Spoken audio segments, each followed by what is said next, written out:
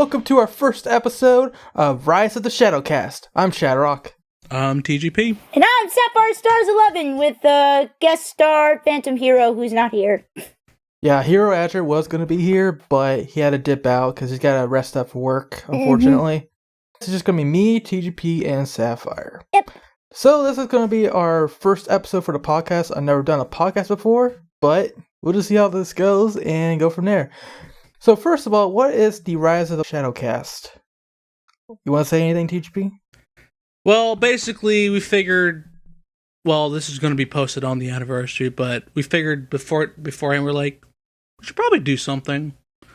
Mm-hmm. And streaming, unfortunately, I don't think any of us will be available that day, on the anniversary day. Yeah. So we figured, you know what, we might as well, give something, put up something that, we are, for the most part, available in. And we decided, you know what? A lot of people are doing this. Why not us ourselves? Can do a little podcast. We already had like a billion different discussions. We just go on for hours and hours. So let's have a thing where we could just put all those ideas together. Mm-hmm.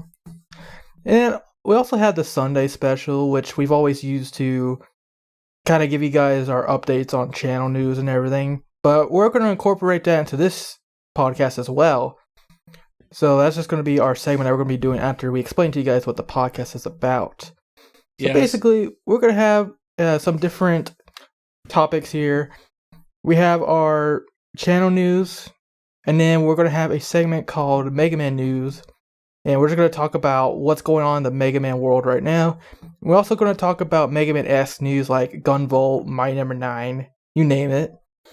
We're going to talk about that. And then we'll basically end things off with our main topic, at least for this podcast. But in future podcasts, what we're going to do is fan interaction. And that's where we're going to put out the call for you guys ahead of time.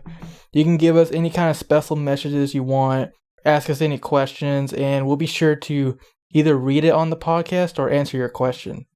So that'd be pretty cool to do. And that pretty much sums it up for our podcast. It's just a really chill podcast. We're just going to talk about games we're playing or things that is on our minds at the moment and just go from there, So if you want to chill with us and hear our thoughts on things and just chill to chill, well, I think you guys are in the right place. Woohoo! Sound good?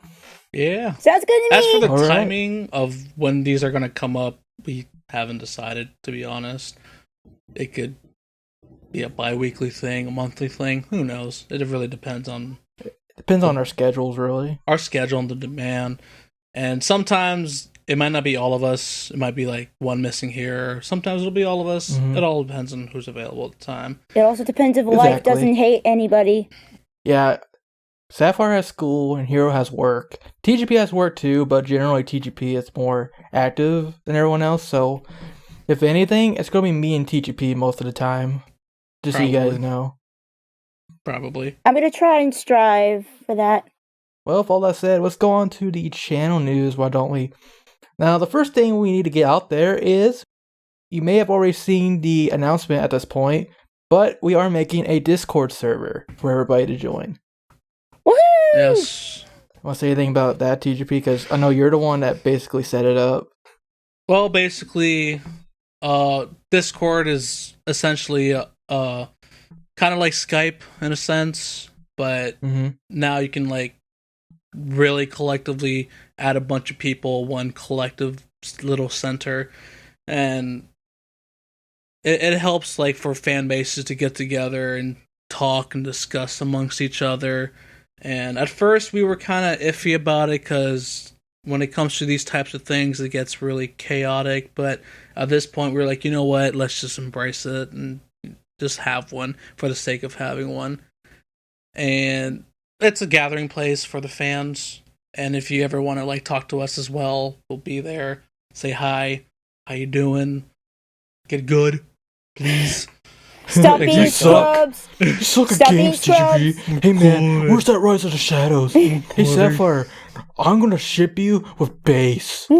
Because why not? Yeah, if you want to do any of that, Discord's the place to go. Minus the shipping. You can me go with crazy, base but thing. hopefully not too crazy. If you want to be not safe for work, there's a server for that too. Yeah, that's so there are But literally otherwise, options. we have rules. Not too many. We're usually pretty chill guys, but we do have a few rules in place. So if you look in the pin messages on the text channels, you can see them there. We would very appreciate it if you guys would follow those and try to be civil. Unless it's enough for safe for work. You know, we won't judge you too much there. We don't want to police you guys. We really don't want to police anybody. That's not fun. No, absolutely. Except in Not for Safe, you can do whatever you want. Literally. Pretty much. I'm going to be muting my notifications for that. That's okay. But yeah, it should be a nice place to kind of chill with people and talk with us, talk with the fans. It should be a good fun time as long as everybody remains civil and whatnot. Maybe even host an event or two down the line with it. Yeah, Pretty like nice. possibly, I don't know, Sun and Moon free-for-alls or something. Oh yeah, absolutely. That's coming up soon. Holy crap. Well, we also have our projects that we need to be talking about here. Now, we're not going to get into too much detail for most of them. Like, Mega Man Bounder 3, still going well. I have a few more videos I need to upload. That's all good and dandy. 103. Yeah, I think as of this recording, the last thing we did was the end. Like, we fought the final boss and that's it. Mm-hmm. We haven't touched anything past that. At this point, we defeated the final boss, and we're pretty much getting ready for the post-game at this point. You had your honey nut Felios. So, if you're making comments on the Mega Man Banner 3 LP right now, and you're thinking, I'm going to listen to you before the post-game, I am sorry to say we already recorded it. Mm-hmm. So, Mega Man Star Force 2, we're also in the post-game of that one right now. Actually, we just finished the post game. The main part of it, yes. Yeah. Now What we gotta do now is the jobs. Oh Yeah. my god. So as of right now, what we have recorded is me beating all the bosses that's around the world. That is all done and recorded. Just haven't edited just yet. Haven't had the time. But in due time, I will cut that up, edit it, and then start putting those out there. And then yeah, after that, we're gonna have to record the jobs. Too many jobs. Maybe the DX bosses. That's still in the air. We'll see. I'll do DX bosses. Yeah, there's these bosses in Mega Man Star Force 2 that are like, they're the same boss, but they're golden. They have more HP. They do more damage. Oh, those! They might be a little faster. Yeah, and they're only accessible via the wave command codes. Oh, then that means there's a DX pat. Oh, shoot. Yeah. Yeah. So yeah, I'll do them. Like, as soon as TGP is done uploading his load, I'm basically going to take over the rest of the LP. I'm going to be doing the jobs, which is going to take forever. Ugh. The DX bosses, and then the finale. And that'll pretty much be the LP. Yeah. Woo! And I know somebody's going to ask, but yes, we are going to do Mega Man Star Force 3 eventually. Black Ace! Don't worry about that. It's just a matter of time, honestly. Yeah, it'd be kind of weird to go from 1 to not even finish 2, and then to 3. Well, then again, everybody hates 2's plot, so... Yeah, it's okay. I don't blame you guys one bit when it comes to that. That's alright. Who sucks? It's the PvP. It's the PvP we really care about. And the PvP battle music. Not the encounter rate, though. Oh god, no. Oh, yeah, the encounter rate is terrible. Alright, I think we're done with that. So, the next one we have on our list is a Mega Man ZX. Oh, boy. And I just gotta say, this LP was a mistake. Yeah. Not the LP itself. Not the LP itself, but how ambitious we have been with this LP was a mistake. Because not only do we have to record the actual gameplay parts, and we actually did recently record a gameplay commentary for one of the episodes, but we also did have to do the voice acting section. And Sapphire has school, and Hero has work. Well, Hero was pretty good about it. Like, he would get done pretty quick. But Sapphire has the most lines, and she has school. You want to say anything about that? Yeah, school has been hectic because I'm getting ready to go to college, guys. It's pretty hefty with all this college application stuff and making sure the grades are good and everything. But there's another problem. If you notice the quality of my voice is a bit different than normal, that's because my laptop's hard drive has been shot. It's dead. My computer is completely fried. I can't use it anymore. I don't even know what happened, and I'm still trying to figure that out. But I'm going to get a new laptop soon. It's just probably going to be after the beginning of 2017. So it's going to be a while before the next Mega Man ZX episode. Yeah, just blame it on the laptop, guys, because the laptop just did that out of nowhere. So we haven't forgotten.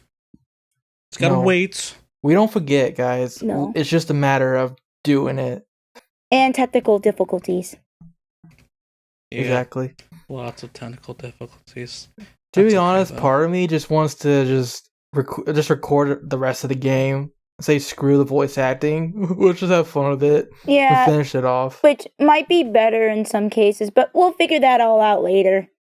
Honestly, it's really up to the people who are watching. Like, if you really want it, then yes, you're gonna have to wait. Otherwise, if you just want the commentary and the gameplay, then we can get that rolling if we have to. Yep. We'll figure that out. You guys tell us what you think in the comments, because I assume we're posting this on YouTube.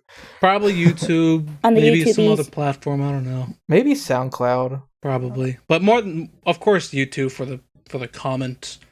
For the YouTubies. For feedback, essentially. Alright. The next thing is something I'm working on, Ace Attorney Investigations. That's been on the back burner for a while, but I will get back to it eventually. I've just been focusing on Boundary 3 and Star Force 2 lately. But I will get there. It's just been on the back burner, because, it doesn't get the most attention in the first place, so everything else does, so that's why I prioritize it like that. And then the other thing was Kingdom Hearts, and unfortunately, Hero was going to talk about this, but he's not here, so I suppose I'll do it for him. Basically, what we decided on for this LP is, if we ever get back to it, Hero is going to be LPing it pretty much by himself. I might join in as a co-commentator if he wants me to, but for the most part, he's going to be handling it from now on. But for the time being, it's still on hiatus because, of course, he has a life, he has a job, and everything. He's got some things he's got to take care of. But he wants to get back to it for sure. That's what he told me. And then there's the Castlevania stream that you can talk about, TGP. I'm going to be completely honest here. I completely forgot that existed. Well, that's the one thing we forgot about. Like I finished Eve and I was like, yes, I did it. I got nothing left. Wait a minute. You reminded me of Castlevania. So I still have it. It's there. I just haven't touched it, really. But I think at this point I'm going to do the same thing with Eve. I'm not even going to cut it. I'll just upload what I have. Now, I think I have 2 or 3 parts to my knowledge, so I'll have to upload them by part, otherwise you're going to see a 7-hour video. That wouldn't be healthy at all. Right. Yeah. Not for my laptop, not for your viewing. And not for your brain if either. anything, if I do have to cut it, I might make it an hour, 2 hours tops. Alright, well, that's basically going to be on the back burner for now. Yeah, that's not a priority either. That's just, it's just there. It's just a thing that exists. If, honestly, it's probably still in Hitbox, to be honest. But I don't know. I could be wrong. I don't know how long they archive things. But don't worry. At some point, it's going to come up. If I had to give you an ETA at all, if anyone listening even cares at all, I'll probably say, after we finish Star Force 2, you might have some time to do it. Oh, yeah, after, my plan is after, because I guess you could say I'm mainly focusing on Star Force 2. After Star Force 2, I'm not going to do anything new. I'm going to clean up my plate first, and then we're going to begin with something new. So until then, probably Star Force 3, but we'll see. Yeah. Alright. And the last thing we have is the big one that everybody's waiting for, Rise of the Shadows. And the main thing I can say about that is I'm going to take Hero's words here. Hero says that Rise of the Shadows is dead to him. And I know that sucks, but right now he's got so much stuff to do. He wants to finish Kingdom Hearts, and we're just doing so much right now. I mean, yeah, there is the argument that we could just drop all our Let's Plays and whatnot and just work on Rise of the Shadows exclusively. But to be honest, even we don't want to do it. That's just the reality of it. Like, it was cool, it was fun, but it's not something I really want to do that badly. So, I'm sorry. I'm not going to cancel or anything, but I don't know when the next episode will be, if it ever even comes. If anything, look at it as if it's a book, and he just put it in the shelf. And if he ever walks by, looks up, and say, I feel like doing that, then it'll happen. Yeah. But that day, who knows when it's going to happen. That would be a long time from now, I'll say that much. We'll be old men. Hey man, we should work on Rise of the Shadows again. Oh my. What? Not that far. Not that far, okay? What? But yeah, I think TGP's reaction is mine. Like I said before, Hero Azure is basically the man making it happen right now. He is the one that's been writing the scripts and everything. And I think he was working on one, but something happened to it, and that's why he basically said it's dead to him. Because he's got nothing for it right now, from what he said. So I'm sorry, but I hope you guys did enjoy the previous episodes. I really liked working on them back then too. It's just not something I'm ridiculously interested in right now. Anyways, let's get out of the negative mood. Yeah. Let's talk about something else, like Mega Man Star Force 1. Yay! Some people asked TGP to do it, and what do you have to say to that? So, basically, this is honestly the way I feel about it. Even though I was doing a Let's Play of it, he did stream it too, and at the time, it sounded like a pretty good idea. I was like, hey, let's stream and Let's Play it at the same time. But then, as time passed by, it felt kind of redundant, because he already beat it. Mm-hmm. So then what am I gonna do? It's like, we're LPing the game again. Now, I'm also gonna be honest here too. When it comes to Mega Man Star Force 1, it honestly does not interest me as much as the other two games. Like, to me, Star Force 1 is kind of 2 sucks, that's though. Like, one reason why I kind of lost interest in it. And not just that, but again, the fact that he already beat it in a stream also made me feel like, do I really have to do this again? But there's a huge but to this. But the one thing that isn't in the stream is Pegasus Magic and Leo Kingdom. You can't fight them in those games. And I decided, well, in all honesty, all you guys really want to see is the fights between the two. So, actually, if I even remember correctly, Leo Kingdom wasn't going to be in it at all, period. Which is kind of sad, because I like that guy. He's a pretty cool guy. He's a pretty good guy. He shoots lasers and destroys everything. I prefer Dragon Sky, but that's just me. So what I decided to do... No, Dragon Sky, what I decided to do is basically, instead of playing the whole game again and, completing it, I'm basically just going to play it in my own time and then record myself, maybe with dual commentary. Not sure. I haven't decided yet. But basically, I'm going to fight both Pegasus Magic and Leo Kingdom. And then that's when I'm going to close the chapter and say, that's it. It's done. That's it for Mega Man Star Force 1. And then that's when the big stuff happens. It ends with a 3.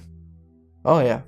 Well, that's pretty much it for our projects. Thank you guys for listening. So, we're going to take a quick break here, and when we come back, we'll be talking about Mega Man news. See you then.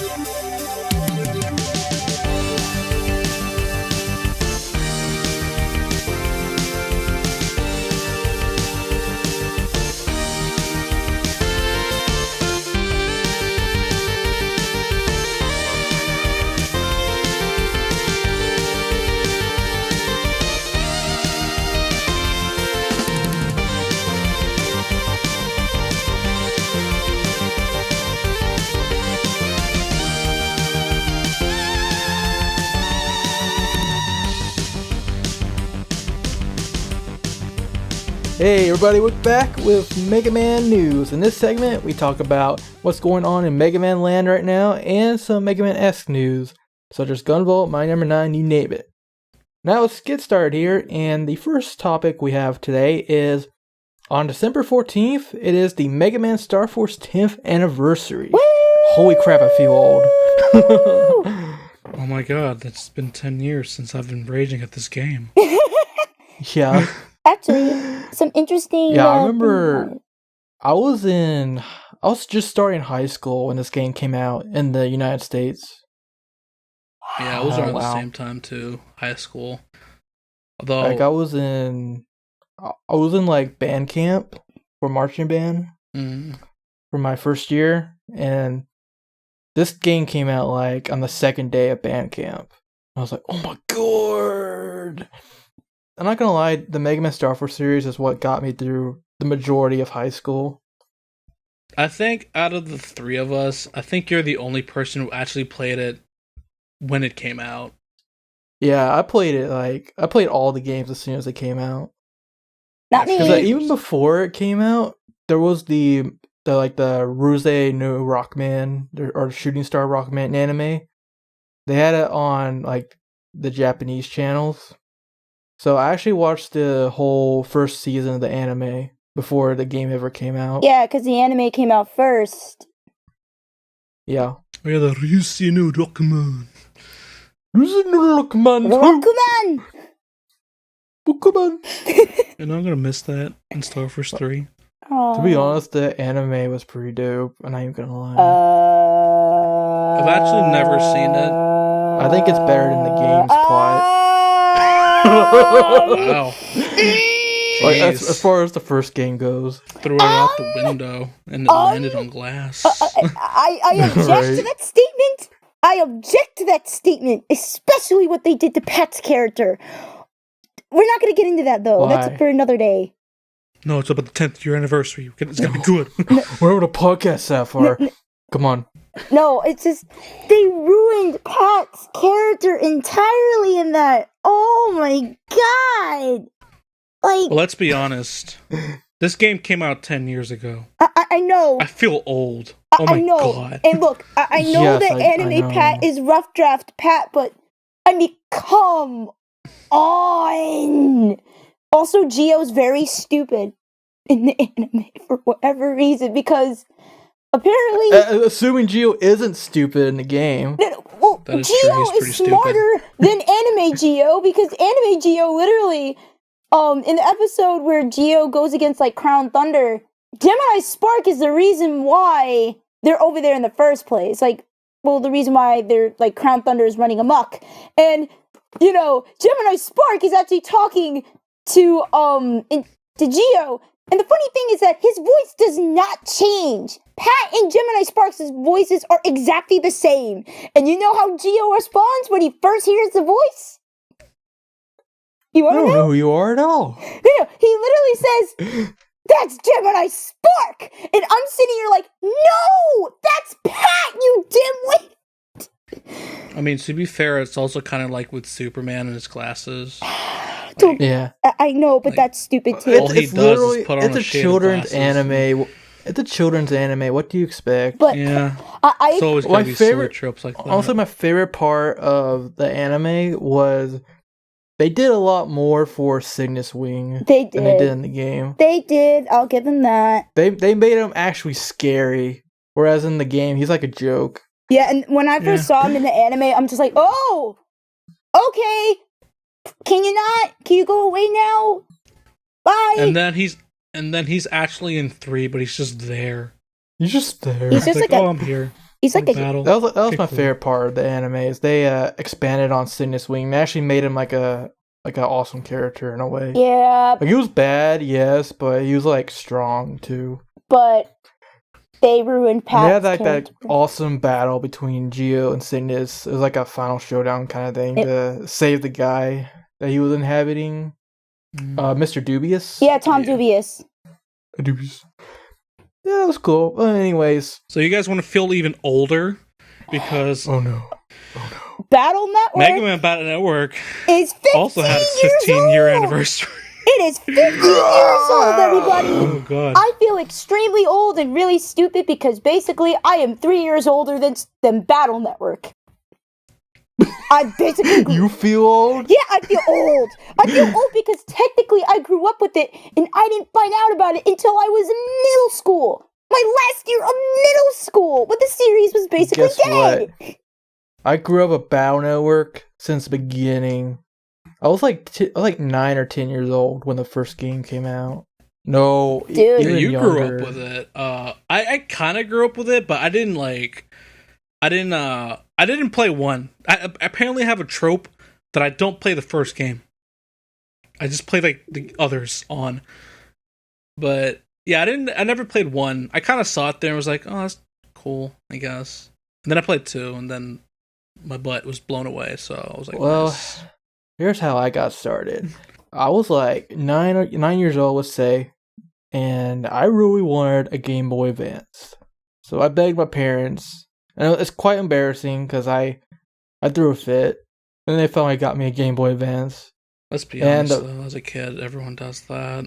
Everybody's spoiled as a kid. So anyways, yeah, the first game we got, one of the first games, I don't think it was the only game, but they got me Mega Man Battle Network 1 used, and then I played it, and then I was like, man, I don't know what to do. Like, apparently I skipped the tutorial entirely because I forgot that you had to press A to use the battle chips. So for the first level of the game, all I did was use the Mega Buster to win. Wow. I'll give you that. Yeah. That's skill. Hooray for not reading. But then I figured it out. I'm like, oh my god, this game could actually be good. Because it's like, man, what's going on here? I don't know how to use the chips. I was like, oh. So yeah, and I beat Fireman. And I'm like, wow. This game could actually be pretty decent. I mean, it still isn't the best, but it paved the way for a lot better games. It did. So I played 2, I played 3, and my DX went through the roof. It went up there. Yeah. Skyrocketed into space. It was out there. Yeah. Yeah, I think I got 2 first, and then it was pretty dope. But I didn't beat it until I got Battle Network 3 for Christmas. Oh. And then I started playing Battle Network 3, and then I had like a friend that I would play Battle Network 3 with sometimes. And he had blue version, I had white version, so it was pretty cool. And we would like trade tips and have battles and all that. Good times, man. And then I finally beat 3, and then I went back to 2 and beat that. And from there on, I got 4, 5, and 6 on our launch days, and the rest is history, really. Yeah, I never owned a Battle Network game till 4. 2 and 3, I played through my cousin because he had them, and I was like, "Oh my god, this game's so good! Can I borrow it?" No, crap. So I just play it when I visit, and I vividly remember 2 being like my favorite at the time. I was like, "Oh my god, this game's great!"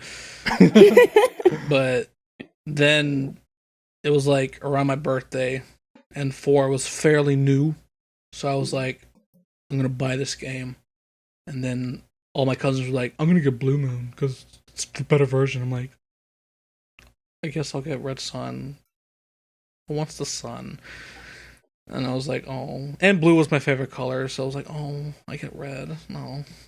Oh. But no regrets were made on that day because, my god. Well, first of all, what blew my mind about this game was, you have to remember, 1, 2, and 3, sprite art, completely different. Like it's super huge. The contrast of color is like kind of dim. Pretty dim. They're huge. It's weird. Like, the proportions don't make sense at all. Well, I mean, it made sense at the time, but when you look at it now, it's like, God, this is really different. Yeah. And then like when I played Battle Network 4, it didn't hit me at first because it was just the characters. But the moment Mega Man jacked in, I was like, oh my God, this man's tiny. Why is he so tiny? I know. Like I got to tell the story because I didn't know about the whole art style change until I came to pick up the game on launch day. And as I was getting the game at GameStop, I think it was GameStop, I saw the strategy guide just sitting there on the bin, like the little rack of books they have. And I picked it up and I started flipping through it. I'm like, oh my God, this man's tiny. Why is Mega Man so tiny? So that's how I found out about the art style change. Yeah. But like in the end, it's a lot better. I mean, don't get me wrong, this game's it made more sense proportion-wise. But the art style. The art style's great. Like, honestly, this game felt like ripping a Band-Aid off your arm, and your arms are, like, super hairy. You're pulling a bunch of hair, but at the end, it feels great when the pain's gone. Yeah. That's kind of what Battle Network 4 is to me. Yeah. In a sense. That's a good analogy for it. Yeah, there's a lot of rough spots. You're losing hair. But it's got its good moments, I guess. And when we say hair, we mean our sanity. Yeah. If ShadowRock going through Woodman scenario wasn't a good example. I actually do have a confession to make, though. I do have a confession to make. I love Battle Network 4 to death, but I've never 100% completed this game. Yeah, don't do that. Don't do that. No, nobody did. Except for when I did the LP. Don't do it. The thing is, I was younger at the time, so... Well, first of all, it was mind-blowing that there was multiple continues. You're like, what? Oh, yeah. Like, I played the game like 6 times. How? I played up to the 3rd continue, right? And then that's when when it hit me. And I didn't know this at the time, that you can go to like certain computers and like find like the weaker versions of the viruses. But I didn't have like the 2 chips for certain chips. And I was like, how am I supposed to get these? All I'm getting are level 3 viruses. You don't. What do I do? And like, no. I remember I was like super desperate. Like I would talk to my cousins like, do you guys have these chips? Can we please trade? And they didn't have them, so I was like, no. So that was like super disheartening for me. I couldn't beat the, well, at least in my mind at the time, I couldn't beat the game. I was like, oh man. So I just like put the game down and never beat it. I started a blue moon version, and I played it like, it was a brand new Mega Man game. It was super hype, even though it's not the best as we know now. But back then, I was like, oh man, this was so cool, so new and everything. So I played like up to continuation 6.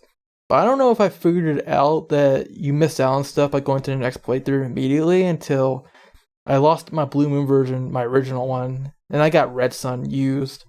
And at that point, I tried to like collect everything before I went on to the next playthrough. But in the end, I never actually 100%ed it until I did the LP recently.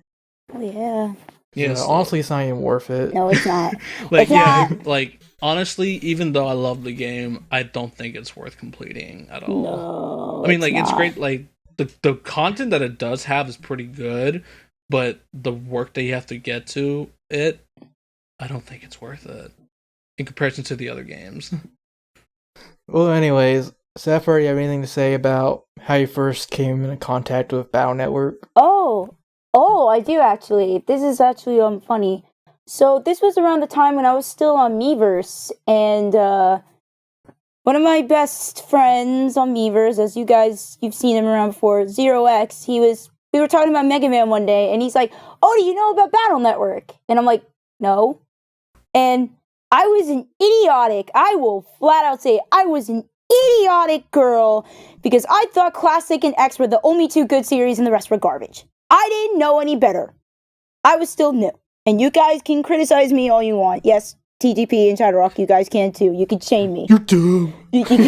No, I'm kidding. You can shame me. Because I think it's stupid. I still yell at myself at the past for that. That was so stupid. I'll be completely honest. I did not like Battle Network at first because at that point I'd grown up with the Classic and the X series. So I grew up on 2D Mega Man. And I'm like, what the heck is this garbage? And then I started playing it, and it's like, okay, I guess it's cool. Yeah. So, but go on. To understand, I was idiotic at the time. So then he's like, he's like, you've never played the games? I'm like, no. He's like, have you ever seen the anime? I'm like, there's an anime? And this blew my mind. So I decided to give it a shot. The anime, I will tell you, I was never so hooked to my desktop computer until the day I started watching that anime, because for hours on end, I was just sitting at that desk, watching the episodes. I was eating breakfast, lunch, and dinner over there, just watching the whole thing. And the moment that Mega Man died, I cried. I actually cried. That's some heartstrings right there. That episode broke me. Did you watch like the American version or the Japanese version? I watched the dub at the time because I didn't know they had the sub available. Okay. Yeah. So there's that.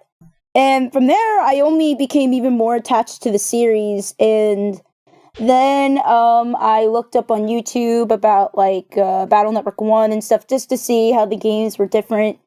And I realized the names were different. Like how Torchman is Fireman, really. Right? Yeah. I was freaking also... Volcanic Man.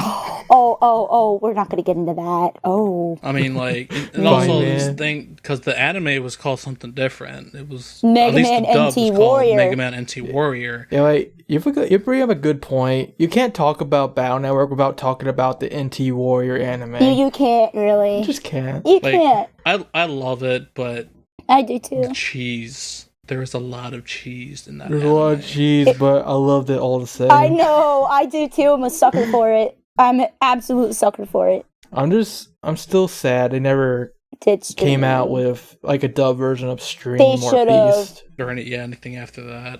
I think they should have at least done Stream, because Beast might have...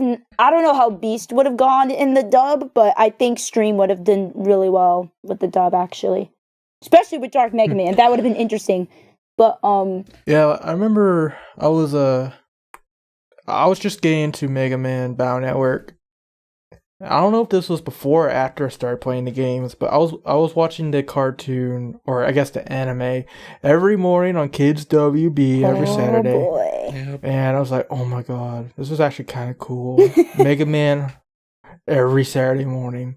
And yeah, I fell in love with the anime and the games thanks to the anime, really. Yeah.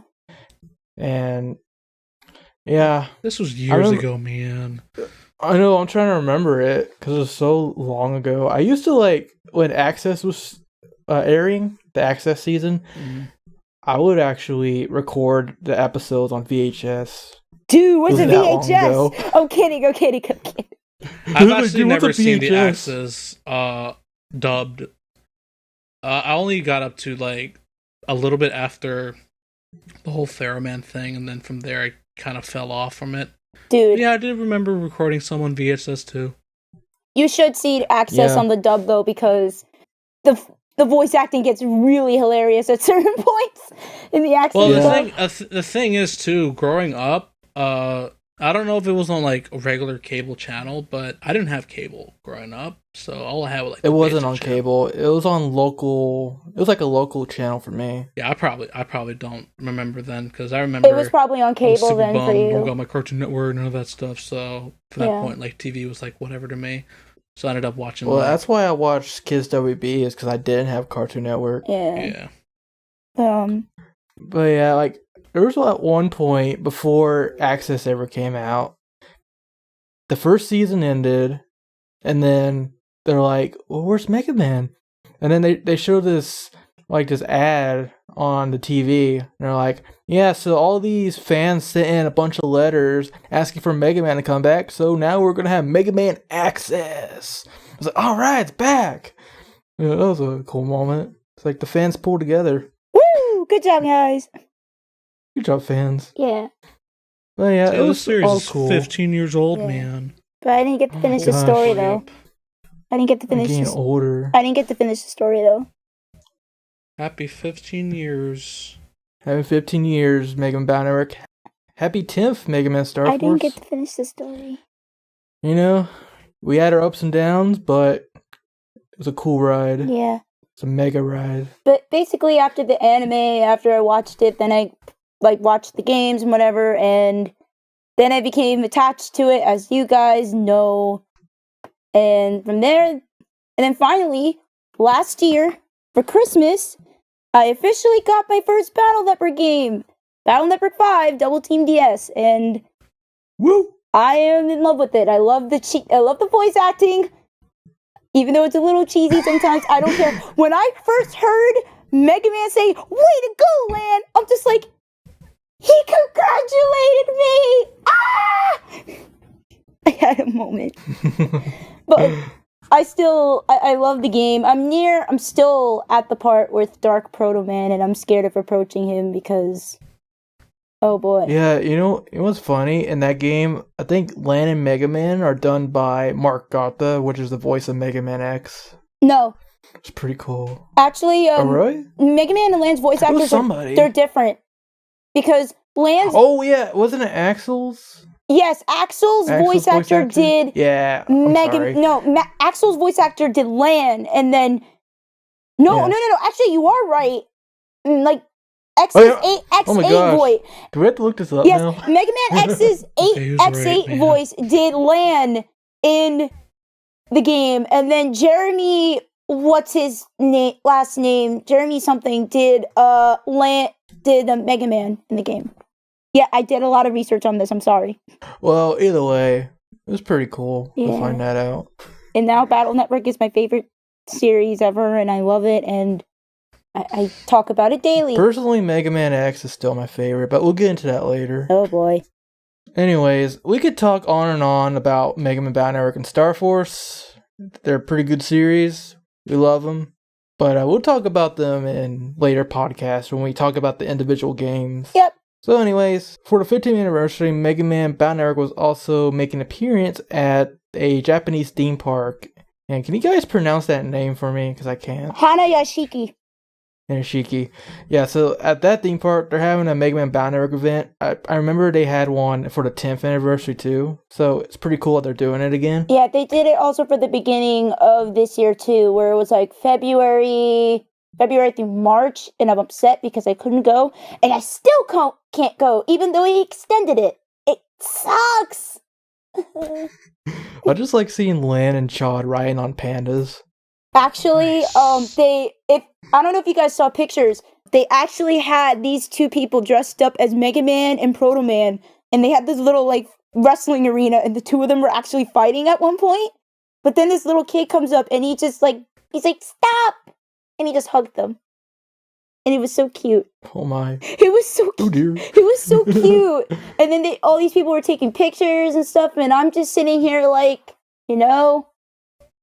why couldn't I be there? Alright, well, that's the thing. So, happy 15th anniversary, Battle Network. Yay! And I think when December 14th becomes closer, we'll talk more about the Mega Man Star Force anniversary. Maybe talk about our memories of the series in more detail. But there was somebody, I think his name was Shaolin Turtle, if I'm not mistaken, but somebody messaged me and he wanted us to get together for the Mega Man Star Force anniversary and like tweet something at Capcom's social media channels. So if you guys want to get in on that, like post your collection or like some fan art or anything to show your support for the Star Force series, that would be pretty cool to do. So I'm just letting you guys know. I would probably just put a picture of my games and put hashtag please lower encounter rates plus. That's a trending hashtag, guys. But I put it specifically next to 2. Hashtag Where's my Star Force 4? Where's my Star Force 4? Yeah, because... Oh, I'm not one of those. Oh, no. I don't know. I can't say that. Some people are like that, leave personally. It at that. Yeah, like, I'm waiting for, like, a new Battle Network game, like, with patch. I'm waiting for that, okay? Yeah, that's what I want more than anything. Honestly, I know some people say, like, the post-game had, like, a cliffhanger or something. I don't necessarily remember because I haven't played the game so long. But honestly, I think Mega Man Star Force 3 ended okay. Yeah, I wouldn't know. I'm still going through it as we speak, but... Yeah. Well, I won't spoil anything then. Yeah. But anyways, yeah, we'll talk about more as it becomes closer. Yeah. Give Star Force your support! Anyways, let's move on. So, the next news is that Mega Man X3 is on the North American new 3DS Virtual Console. Woo! New 3DS, because it's not on the old 3DS, unfortunately. Okay. So, now we have the Super Nintendo trilogy of Mega Man X on the go on the new 3DS. Which means you guys have which means we have the better soundtrack! We have the better soundtrack! Hooray! Because the PlayStation... Oh, gosh. Hey, the PlayStation soundtrack is good, but it's like... It's really weird, okay? Oh yeah, I also forgot to mention, speaking of PlayStation, Mega Man 8 and the Adventures of Tron Bonne is actually on sale until like the 15th, I believe. Really? They're like $2 to $3 depending on whether they have PS Plus or not. Dude! So I think at the time of this recording, we still got a few days, but when this goes up, it's gonna be the 14th, so if you're listening right now and you want to get on that, you got a day left to do it. So I recommend getting on that pretty quickly. So anyway, that's cool. I'm going to be playing my Mega Man on the go for Christmas, I guess, or Thanksgiving when I go to my grandma's. Yay! That's cool. Anyways, if I'm not playing Pokemon, that is. That's true too. More than likely going to be Pokemon, let's be honest. I'm going to be stuck between Battle Network 5 and Sun and Moon. It's gonna be bad. Ooh. Right. Anyways, now we have the whole merchandising thing. Basically, the 30th anniversary is happening next year. That Mega Man cartoon is happening too. Why? But Capcom is recruiting licensing partners for the Mega Man anniversaries. And it's pretty much all the series except for Mega Man Star Force and Mega Man ZX. And the reasoning for it is both of those series have not hit their 15th anniversary yet. That doesn't mean anything, though. It doesn't make any sense at all, but okay, man. Hey, at least I'm getting my Battle Network stuff. I'm getting more Battle Network stuff. That's all I care about. I know. Also, as much as I love Star Force, as much as I'm starting to like Star Force more, I just need my Battle Network stuff, okay? I need it. Yeah, at least we're getting Battle Network. Woo!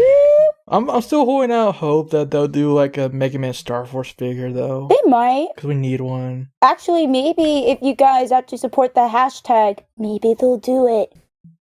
Maybe they'll do it. Where's my Mega Man Star Force Support the hashtag, Where's my Mega Man Star Force Ice Pegasus figure? I have 3 of them.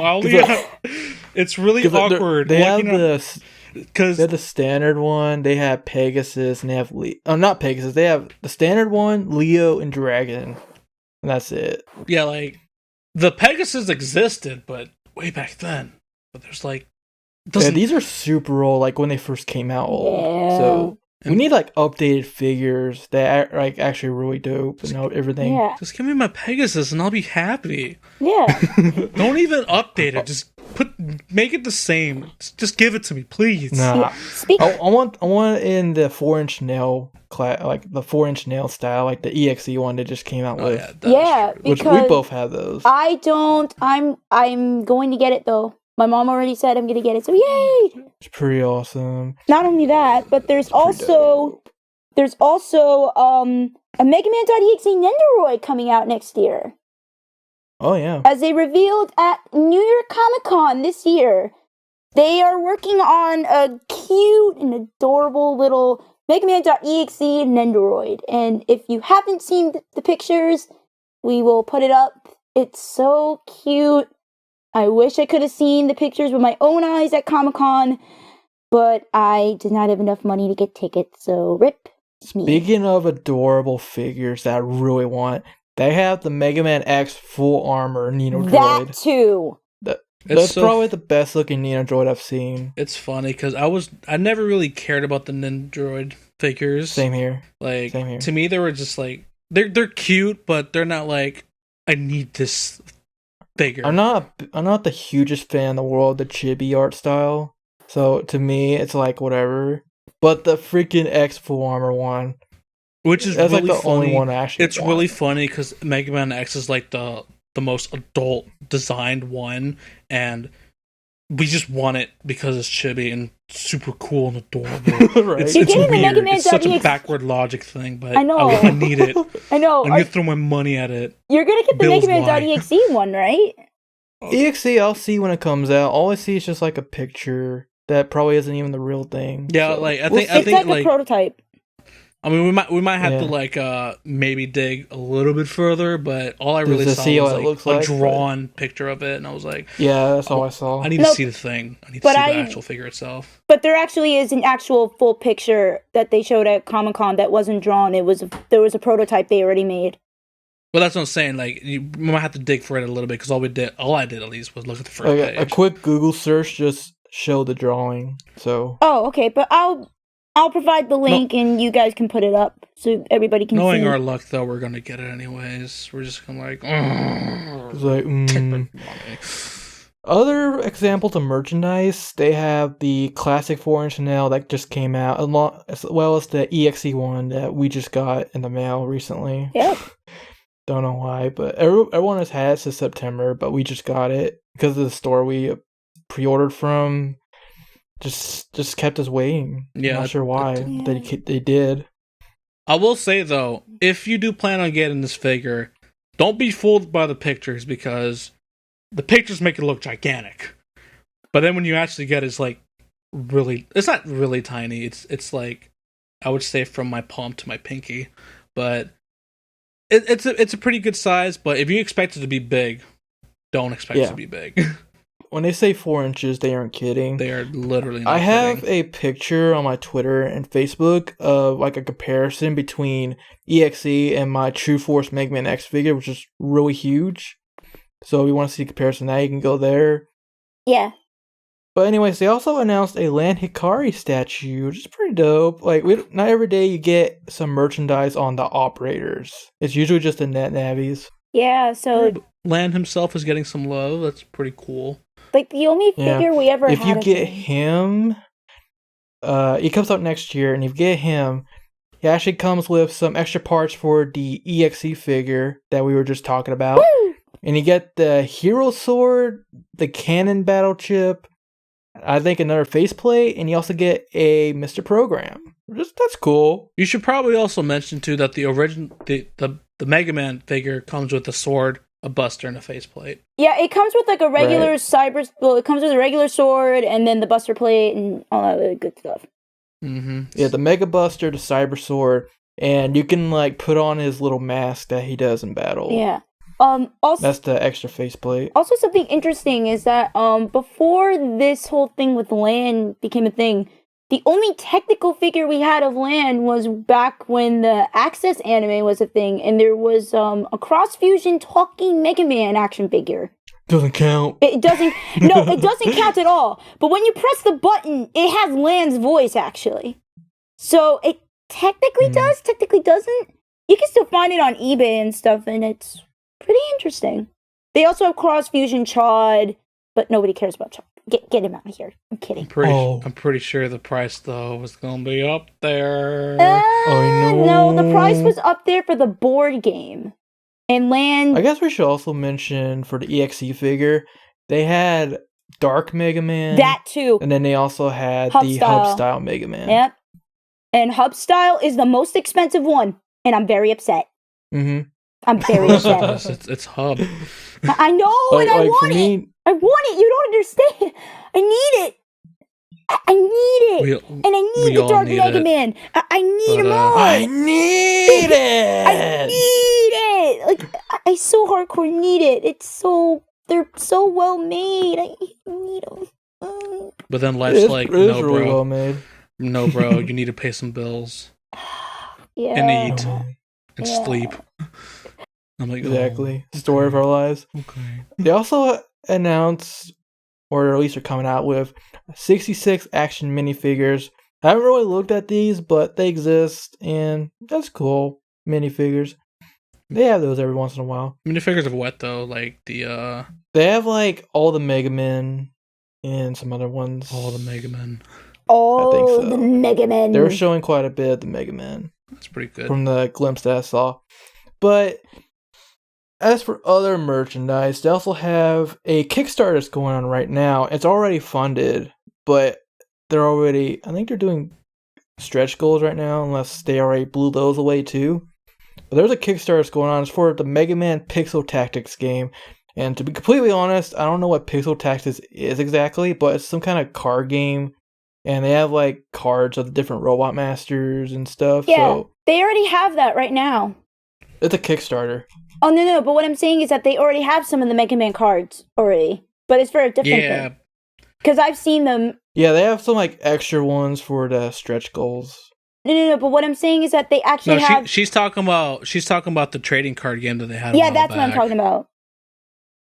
Okay, so like this is a completely different thing.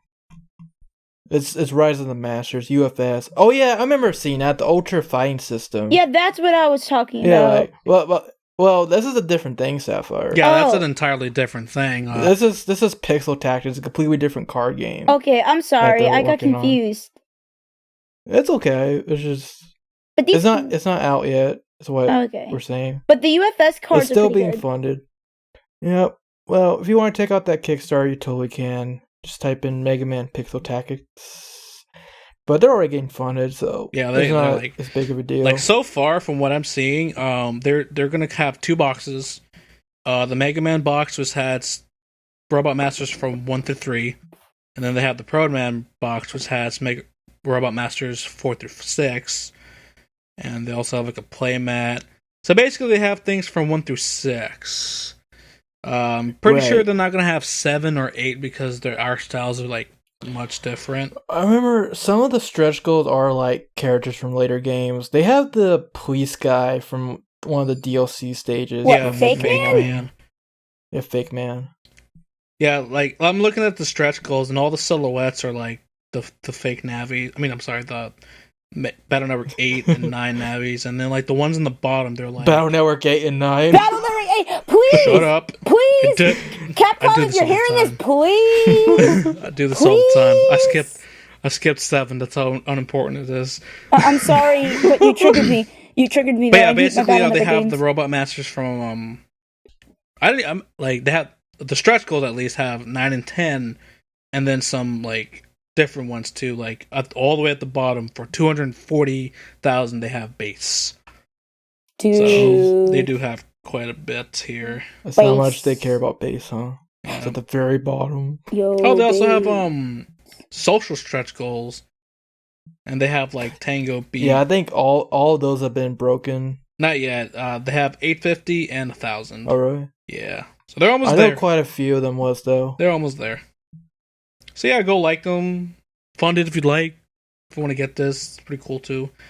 And yeah, it's pretty interesting. Yeah. Like, I probably would never play it, but for the people that are into card games, you want a nice Mega Man card game, that's pretty cool. Honestly, some people don't even get it to play it. Some people just get it just to have it, like as a just to collect it. Yeah, because that's totally cool too. Yeah, because the art on these cards are pretty nice. Like for both the UFS and the Pixel Tactics. Because I'm looking at the art style and it's gonna be pretty. From what I see, the UFS looks better art style wise. They still look nice. As for collector's value, but yeah, they're not bad either. But anyways, card games, that's cool. But let's move on for our last bit of news for the Mega Man side at least. And that is that, for a while now, Nintendo has been coming out with the NES Classic Edition. This is little mini NES that comes with 30 different games from the NES's library. Not a bad selection at all, and you get them all for $60, so it's like $2 per game, $3 per game. Which is pretty good. So it's cheaper than getting them individually on the eShop on the Wii U. Plus the emulation is better, and more vibrant colors compared to the Wii U emulation. But the reason why we mention this is that Mega Man 2 is one of the games included in it. So I know the Mega Man Legacy Collection is already a thing, and it looks pretty cool in there. But if you want to play Mega Man 2 with an actual NES controller on the big screen, on the big screen of a mini NES, there you go. And this is actually what, like, Mega Man 2 is probably the one many consider to be the best. I personally don't think so, but it's not bad. Dr. Wily Stage 1, though. That music.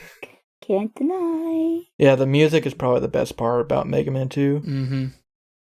Can't beat Airman. Well, that's cool. So, for what we got today for the Mega Man-esque news, is the only thing I could think of was that Gunvolt 2, Azure Striker Gunvolt 2, is getting DLC content as announced by Inti Creates. And this DLC is going to include the bosses from the first Azure Striker Gunvolt. So basically the Sumeragi bosses. Has there been a price set? I have not seen a price yet. But the first mission pack is going to include Marak, the Lazy Lasers guy, and Carrera. And he's the guy with like the shield, I think. Oh, so it's not all of them. This is some. Well, this is the first pack. Oh, okay. That's going to include 2 of them. Okay. The other ones are going to come later, presumably. Pretty neat. Okay. But yeah, they said all the Sumeragi bosses are coming to the second game. So if you ever wanted to fight the Sumeragi bosses of Gunvolt or Copen, that's pretty cool. You know, basically Copen, right? Yeah. You want to try out Copen against him? Your super OP guns and EX weapons. Yeah, I wonder if Copen gets any EX weapons from these guys. Maybe. That'd be a nice touch. That would be pretty cool. Like how in Mega Man 9 and 10, I think mainly 10, you had those DLC courses where you get weapons from the Mega Man killers. Mm-hmm. That'd be nice to have. But yeah, that's the thing. I don't know how good it'll be, because it seems like it's the same stages that's already in Gunvolt 2.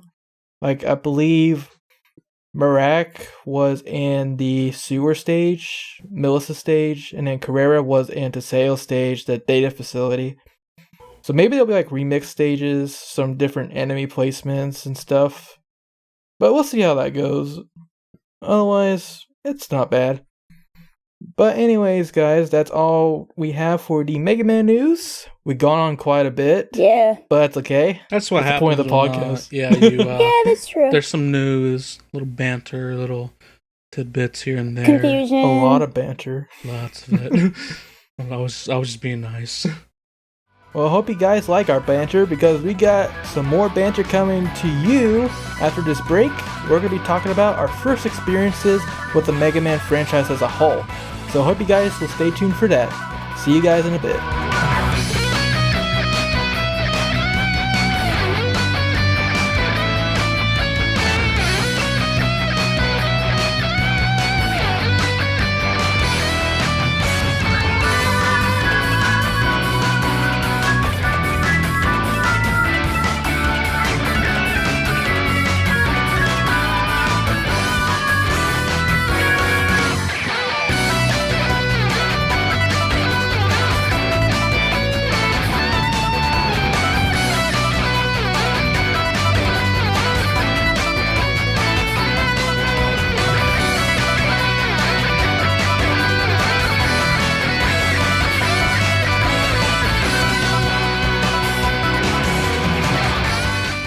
Hey everybody, we are back with more Rise of the ShadowCast.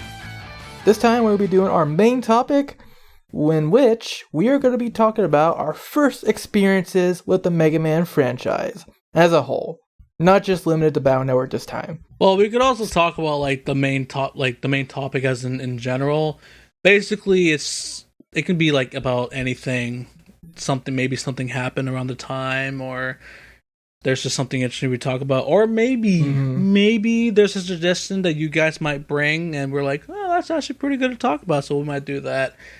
So that's basically what this segment is. We're just having a discussion about something, and since this is the first one, we decided that, hey, we might as well talk about how we first got into the Mega Man series as a whole, since, this is the first one. This is the anniversary, our first podcast. We may as well keep it Mega Man-esque. Yeah, we could also talk about not just in general, but like how we first came into contact of each individual series too. Yeah, that's actually something I wanted to do. As general or as deep as we want. Yeah. So let's get started, shall we? Who wants to start? Well, you're the man in honor. I guess I can. I mean, because basically our stories is going to be similar in a sense. This is like, then I'll stray off a little bit afterwards. But all right. I never really played the classics at first. I knew of them, but I had an NES way back when, but it was around the time that we got robbed. So like this was when I was very young though, and when I lived up in New York. So yeah, that happened unfortunately. But then later down the line, I got a Super Nintendo, super hype, and then like, what's like the first game like that I got for it? Mega Man X. Mega Man X. And I'm pretty sure everyone has at some point in their life seen the sequelitis episode by Eager Raptor on Mega Man and Mega Man X. And if you haven't done so, then after this podcast, I'm not gonna say right now because listen to us first. But then after the podcast, go look up this video and watch it. Yeah. But yeah, so essentially my first contact with Mega Man was Mega Man X. Game was to this very day like one of the greatest games of all time, and honestly, it's my favorite. It probably is my favorite. Like, it's really it's good. definitely my favorite Mega Man game of all time, and honestly, it's probably even up there with any of my favorite games. Like, this game does not get old whatsoever. No, it doesn't. It's like literally my go-to game when I'm just bored. Like, some games they can't stand the test of time, but this game, like, I don't know what they were on. But it was the perfection. That's what they were on, because this game is pretty great. It's got a little bit of flaws, but it's like it's so small. It almost seems like a nitpick at that point. It's just funny because like the later Mega Man X games improved on the formula. Obviously, got some upgrades, but like still the Mega Man X, the very first Mega Man X game, still does not get old. It doesn't feel outdated. No, it doesn't. Like that's some accomplishment there, especially for a first game. Because most of the time, like there are certain scenarios where either you make the first game and then the sequels surpass it, and then you kind of can't go back to the first. Like Battle Network and Star Force is a prime example of that. Yeah, for sure. But anyway, so I honestly don't even remember how old I was, but I was young and stupid. Like we all were. When I played Mega Man X, there were some things I didn't know, and obviously now the rule of thumb is whenever you play Mega Man X, just go beat Chill Penguin. Yeah. When I was younger, and actually even more recent, until like I say maybe like a year, maybe 2 years, I don't know, but I could not for the life of me beat this penguin at all. I just couldn't. Like, everyone's like, dude, beat the penguin first. I'm like, I can't do it, man. Dude, it's so easy though. I can't. I suck. So I developed the strategy and honed the strategy years upon years. And my strategy was to go to Chill Penguin stage, get the boots, then past a certain point.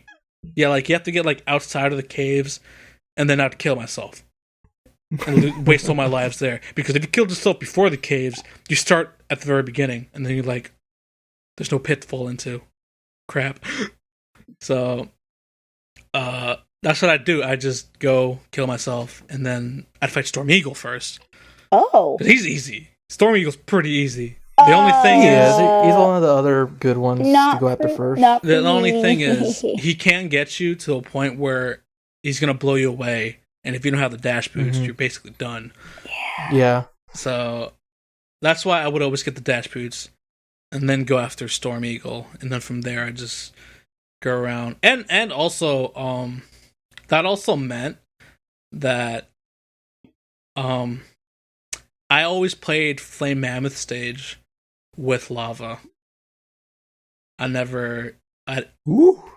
Yeah, because how? If you didn't know, if you beat Chill Penguin stage, Flame Mammoth stage would be iced and there's no lava whatsoever. But I can't. I'm a scrub. I can't beat this guy. So I just like, I play with the lava, and I obviously didn't know about the boots. I just played. I didn't even know about the heart down there, even though it was plain sight. And I just play the game, and I would be like, yes, this game is so much fun. And so then from there, I'd go in order, and I mean, when I was a kid, obviously, I never beat the game because it was hard. I think the furthest I ever got was Armored Armadillo, and then from there I'm like, I can't do this. So from that point I just played like my favorite levels. My favorite level in this, like, one of the hardest levels is Boomerang stage. Oh. And I'm like, I can't. I actually never found them that hard. Well, it was harder for me because like it's like one of the vertical levels. And I get you. What would really get me is the elevator. Oh, that stupid elevator! And like this game, even back then when I was little and I'd raged, I still had a lot of fun with the game. Like, and then growing up, I still couldn't beat Chill Penguin, but I was able to like finally beat it, and I was like, yes, I beat the game. And even throughout the years, I'd learn more. Because when I beat the game my first time, I didn't have everything. I actually didn't have the armor. I didn't have the armor. I had the head. And I didn't get the... No, I obviously had to get the boost. So yeah, the only thing I didn't have was the armor. And that's because I didn't know you had to go up and fight that guy. So, how I beat it, I don't know. It was a miracle because without it, Sigma's like stupid hard. But when I finally beat it, I was so happy, and I was like, "Yes, I did it! Victory!" Still can't beat Chill Penguin first though. I still need the flamethrower. But recently, I was like, "All right, I'm gonna quote unquote face my fears and beat this penguin with Buster only," and I did it. Felt great. Yay! It took years. You got good. I literally got good. I'm still not good, but I got goodish. You got better. You got a little bit good. Now I can just like beat the game, not flawlessly. I will die plenty of times, but I can at least now enjoy the game. And still enjoy this game to this very day. I can probably pop it in right now and just play it. Yeah. I know, right? I'm actually in the mood to play it right now, too. That you're speaking of it. And I actually still own the Super Nintendo cartridge. Me too. Unfortunately, my Super Nintendo doesn't work. Well, I would say it works, but the cable is like busted, and I never got around to connecting it or buying a new cable. So, I mean, maybe one day I will, whenever I really feel like it. But it's there, still super cool with the X armor and I think Launcher Octopus in the background. I'm not too sure. I know, it's so good. But yeah, that game's great, and that's basically what got me started. And then I think the next game after that, because I never played 3 and 4, X3 and 4 until later down, like talking when they came out the Virtual Console. And no, I played the second one, X2, in high school in an emulator. Because that's when I first learned about emulators. I'm like, oh man, I gotta play X2. But then I realized. Do you mean, when you say Virtual Console, do you mean the X collection? Or the actual Wii U? Or the Wii? The Wii U. I never got the X collection. That was a gem. Oh, wow. Because even when it first came out, I wanted it for the GameCube. But they were not available anywhere. Oh, really? Yeah. Wow. Not to mention, I was tiny. I didn't have a job. And every time I asked my mom, she was like, no. I'm like, oh. Oh, man. I got X collection for my birthday for the GameCube. I got the Mega Man collection, not the X collection. I got both. Actually, that's what happened. I think my grandma heard me. She's like, oh my god, I want the Mega Man X collection. Ah! But she left out the X part. So, I got the Mega Man. Yeah, rest her soul. But yeah, I got the X collection. and I mean the regular Mega Man collection is still pretty fun. It's not X, but what are you gonna do? Yeah, it's something. The problem with the regular Mega Man collection is the GameCube controls. Mm-hmm. Yeah. You press A to shoot and B to jump. Hello. Yeah. Why does this exist? Why? That's a no. That is a huge no. But yeah, getting back to it, I never played X2 till high school, and I played it on the emulator. I'm like my computer programming class. I'm like, oh, let's do a program here and there, and then play games. And I barely passed that class because of that, but I did it. And I actually, honestly, to this very day, have not really played X3. Like, I've played it, but I never like fully played it. And honestly, it doesn't. It's weird because sometimes like the game might be great, but I just don't have an interest to it. You know what I mean? Yeah, I get you. Yeah. Yeah, so that's how I actually feel. But then I did beat X2. It was a bit of a step for me because even though like I wasn't really too great at the games, but it did take me a while to like actually get good at it and then finally beat it. Of course, not 100% because God, I can't. But eventually I did at some point. And then the other game I remember vividly would be X4, which is like the basically X and X4 are the two that people fight over which is the best. Really? Yeah, X4 is pretty dope in the gameplay department at the very least. I heard X4, that a lot of people thought X4 was the worst or one of them. No, it's far from the worst. Maybe with the cutscenes, that's what people were like, "Oh my god, really?" Yeah, that's why I say gameplay because there's people that hate on the cutscenes.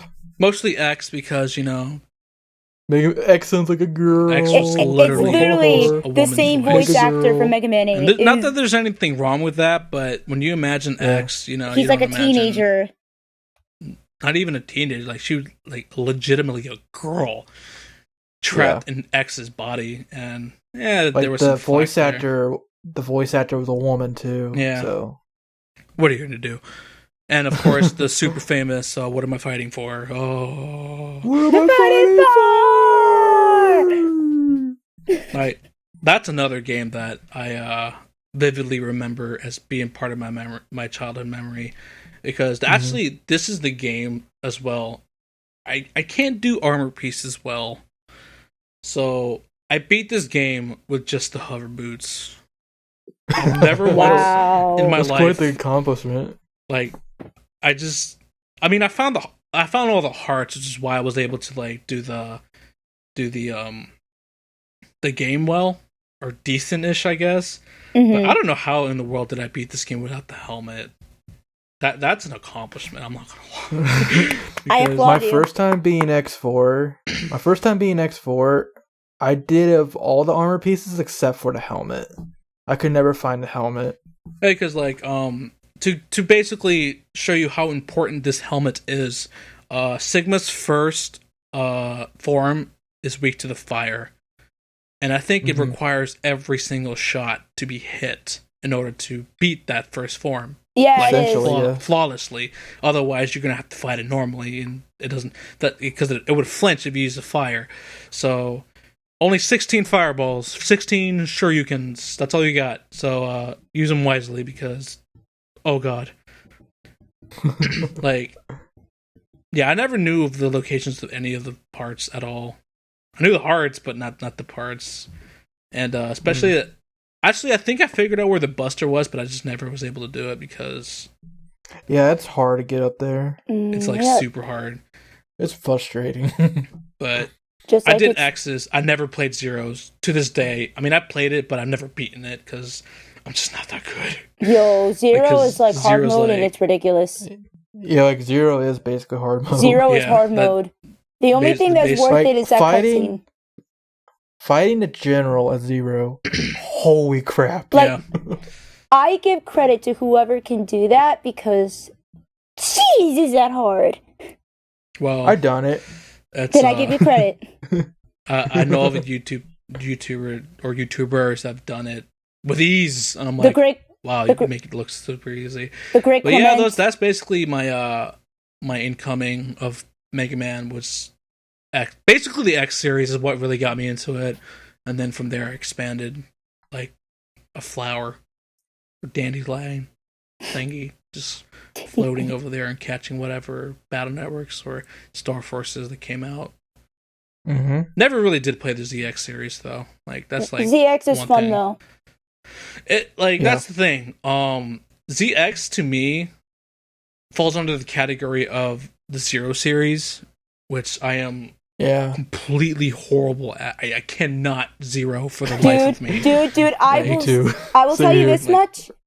I was stuck at the first boss of the game. Before you get the 8 select, like all the 8 Mavericks you can fight in Zero, I had it the worst because I was stuck on this one guy in the Reploid destruction plan or whatever. I was stuck on him for hours. Which game was this? Mega Man 01. Okay. I've never played one. I've actually played... the only ones I've actually played were 3 and 4. 3 was the first one, and I regret it a lot. 3 was the best. Not saying because it was the hardest one, because honestly, in comparison to 2 and 1, it's easier, but it was still hard. And I think 01 was the hardest. Yeah, 01 was the hardest. That's why they gave you an easy mode for 01 in the Zero collection, and not for all the other games. Yeah, in the collection. That's literally why they gave you easy mode. That would probably be me. I'm not gonna honestly, that's how I played through all 4 of the games, is on baby mode. Dude, I beat 02 normally when I got it, like however long ago. I actually got it the same year I got Bound Number 3 for Christmas. Oh. Like, that was my other Christmas gift. Mm-hmm. I actually beat that game normally, and I'm very proud of that to this day. But I can't zero the other 2 or the other How 3, do you zero? How does one zero? Z03. I've only ever gotten one of the power-ups, because like you can go from S, and I S the complete crap out of the first stage. I felt proud, and then my pride just went down the drain. But basically, the Zero series packs up your pride and throws it out the window. That's what it does. Because basically, you can do bad at a stage, but I think the lowest you can go down is by 1 grade, and you need at least an A to get the good ending, to the weapon or the skill. Mm-hmm. And then from that point forth, I never got a single skill ever again, because I went to B, to C, that was the D. That was the biggest turnoff for Zero for me, is that you get all the cool weapons and the forms and whatnot, depending on the game. Mm-hmm. You gotta be good. You gotta get good at it. Exactly, and I'm like, really? And honestly, if you did it, you don't get anything. And honestly, that's kind of why I never got into the ZX or ZXA. I just couldn't do it. Yeah, but ZX is a lot better. Yeah, ZX, you don't have to worry about that. Yeah. That's the good thing about ZX. Knowing that now, because I never looked into it. I never bothered with it. I was just like, it's there, cool. It's just not my cup of tea. The same with Legends. It wasn't my cup of tea, but it's there. I'm not gonna deny that it's cool. Legends is that's basically me, really. Like, I have respect for the Zero series. It was just a matter of like getting good at it, which I never did. I can't get good. No, I can't get good. Oh my gosh, that's Zero for me. That's basically the way I was introduced and how I expanded, really. Yeah, that's the gist of it. Because we all know how me and the Battle Network series is, so it's really no point in tooting the horn twice. All right. Exactly. Speaking of Battle Network, actually, no, it might be Sapphire, you want to go next? Kind of. Since I think yours would probably be the shortest. Yeah, might as well go. Well, mine's gonna be really long, so. Girl, it's a podcast. You can go on for a decent amount of time. So you're fine. We still got an hour and 30 on our time limit, so just go. I started out with the Mega Man, classic Mega Man, relatively, because like I think my dad got I don't remember how he got Mega Man 5, but I think it was by the Mega Man collection. And, I booted it up one day because I was just like, oh, what the heck is this? And I remember playing Mega Man 5, and I had a lot of fun. I never beat the game. Mega Man 5 is my favorite classic game. Yeah, that's probably like one of the ones that 6. people did kind of. I mean, there was obviously 2 and 3. People were like, "Oh, 2's the greatest. Oh, 3's the greatest." But like, yeah, I do remember hearing good stuff about 5. Hilariously enough, my favorite one is the one that nobody really likes, and that's 7. I like 7. I like 7. I like 7. But like of the first 6, 5 is pretty amazing in my opinion. Honestly, 4, 5, and 6 are really underrated because that was around the time when the NES was basically dead. Yeah. So not a lot of people got to play those games. Mm-hmm. And not just that, but like playing 2 and 3, like, or you can even add 1 too. Like when did they start introducing the mechanics? Like charge or slide or all that? So 4 introduced the charge shot. 5 introduced beat and like some extra stuff. I don't think it introduced that much, but I like Gravity Man stage with the different gravities. That's cool. And Starman stage. 6, they had the Power Mega Man and the Jet Mega Man. So like the rush power ups. Yeah. Yeah, I remember that the classic, like, it changed drastically from 4 and on, but it's just nobody really cared, unfortunately. And then, well, they cared until... Yeah, because that's the thing about Mega Man, right? You play, like, the first 3 games, you're like, oh, there's 4, 5, and 6, what, Mega Man 20? Oh, I'm done with this series, That's how some people feel. I don't necessarily blame them, but... boy, are they missing out. Yeah, they are. They are totally missing out. But anyway, I played that. And then I didn't get in. Then I kind of like strayed away from a little bit for a little while. And then that is when probably the biggest mistake ever happened. My dad one day gave me an Ace card. And he's like, oh yeah, I'm going to put all these games on there for you. So I'm like, hey, cool. That is when I stumbled upon Mega Man Star Force 2. Oh boy. Yeah. Now my dad didn't know, and it's not his fault. I didn't know either. He put it on there and I was just playing it, and I remember struggling throughout that game. Like, I remember going through Dark Phantom stage, not Dark Phantom himself, but the stage, and I'm just stuck because I don't know what to do. I think I skipped some of the dialogue where it hinted at what I was supposed to do, and Omegasys was not being helpful. And I remember going on YouTube, going through the walkthrough, looking like, okay, what am I supposed to do? And I only found one, and the internet was really bad that day, and I'm like, what am I supposed to do? Oh boy, that... But, I got through that eventually. Dark Phantom was easy. And then I got stuck again on Yeti Blizzard's area, Grizzly Peaks.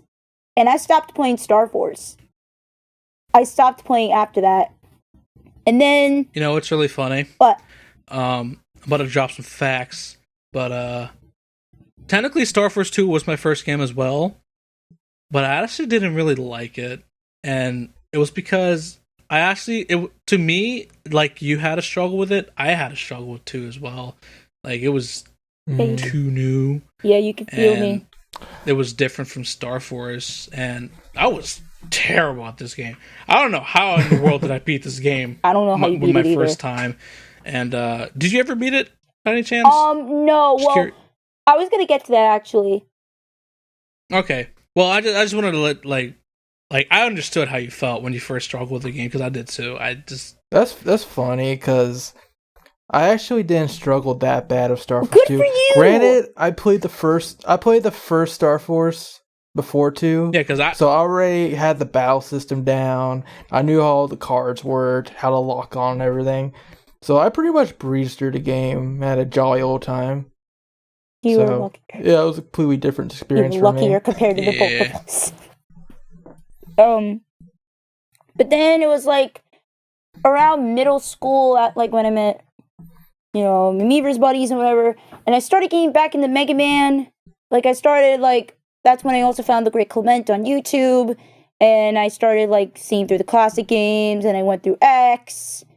And then around that point, that's when I got in the Battle Network. And I still avoided Star Force. I still avoided it for the life of me because I was terrified of 2. I avoided it for the rest of my life. And don't even blame you. I know, it was bad. I was so scared. I'm like, I don't want to go near this ever again. I tried figuring out what I had to do, but then I'm just like, oh God, no, I don't want to do it again. So I thought you tried to play it again recently. Yeah, I'm gonna get to that too because I did get back to playing it recently. And it was just like that. It was in 2013, and that basically was the summer and fall of Mega Man when I really got into it, and I was listening to all the music and everything, and that's when my Mega Man binge really started. It actually, the reason why I truly got into Mega Man was mainly because of Battle Network, and that's what sparked my love for all the other series as well. So Battle Network kind of influenced that. And then, which is really funny because in its roots, Mega Man was a platformer, but you not that there's anything wrong with it, but you fell in love with it with the RPG-esque aspect of it, and that's actually kind of cool. Mm-hmm. Yeah, for me and TGP, we got into it because it was a platformer, and we had to kind of ease into the RPG. But people like you, Seth, are they got into the RPG aspect of it. That's pretty interesting. Yeah, it was just a weird way I fell in love with it because I think that's partly why that happened is because even though my first video game was a platformer, my family was more balanced when it came to RPGs and platformers. We played all of these types of different games together. So when I got into the RPG aspect of it, I'm like, oh, I can get into this. It was something I was familiar with and I liked. So maybe that had something to do with it. I could see Battle Network being more digestible for new gamers compared to the classic and the X series because those games are hard. They are hard. And if you're not really good at platformers, good luck. Yeah. I could see Battle Network being a lot easier to get into. Mm-hmm. Yeah. It's one of those easy games to play but hard to master type things. Yeah. And yeah, definitely a lot of people can get into that when they're younger. Yeah, that's true. It also was because it was kind of like Pokemon. I think that's why I was also able to kind of get into it more. Yeah, I can see that. It's got the elements and stuff. That was one of the influences for Battle Network, Pokemon. That was totally true. And then, around that point when the Mega Man binge it's still high, I then was looking up a Let's Play for Legends. And that's when I found the ShadowRock channel, conveniently. And that's how... Really? Legends? It was through Legends. It was exactly through Mega Man Legends, because I was finding a playthrough for Mega Man Legends 1, because the Great Clement didn't start his yet. And I'm like... And I've heard... He mentioned Legends a few times, and I'm like, what is this Mega Man Legends? And... I was going through it, and I was also going through Roll Mithro's channel too, trying to look for it. He didn't have it either. I'm like, what? Why does nobody have things on Legends? So then when I looked it up, conveniently, you were the first result on YouTube at that point, because you were still in your Mega Man Legends playthrough. Wow, good timing for me. Yeah, it was around that time, and it was just and it was in January when it was January of 2015. It's funny that it was Legends of all playthroughs that brought you to my channel, because I thought nobody watched that. I know, it was funny because I completely enjoyed it. I enjoyed the Legends playthrough. And then after that, joining the channel and everything, it was around after that, you and TGP started playing Star Force 2, and I was trying to draw the whole Star Force 2 art. That I finally looked at my DSI again, and I'm like, you know what? I'm gonna do it. I had a moment like TGP. I'm like, I'm gonna face my fears. I'm gonna go into Star Force 2. And for a lot of that summer, I did. like, I was, this summer particularly, I stayed up a little bit. I was playing Star Force. I finally went through Yeti Blizzard stage, and oh lord, that was annoying. Oh my god. I figured out what I had to do, and I was so mad because it was at the point when you had to get into the hotel. You had to find a way to get into the hotel so that way you can let, Luna and the others in. I didn't know that you had to go a certain way in there to get into your room. And I'm sitting here like, you mean to tell me I could have done that before? I was so mad. The exact same happened in the LP. That actually That's the funny. I know. It happened to me. I know. I'm like, I'm an idiot. Like, I had that moment too. I was just like, I was face palming myself the whole time, and I'm like, you mean to tell me it was that so stupid? Yeah, we don't walk around the whole place, just go to the room. And the funny thing is that I kept going to that path with the ice statue where the BattleNet request was. I thought that had something to do with it for some reason, and I was being an idiot. But I figured it out. I finally beat Yeti Blizzard, hooray! And all that other stuff. And it was after Yeti Blizzard that we were getting into more of the oop part and all that stuff. And this is funny because this is technically a hacked game. Technically, because it was on the Ace card. I remember going in the big wave and I was exploring it, and then I see this gold prism thing. I'm like, wait a minute, what the heck is this? And I click on it. All of a sudden it says, you got Yeti Blizzard. And I'm sitting here like, what? Oh, so that was your very first gold mystery data then. Ever. Oh, nice. Ever.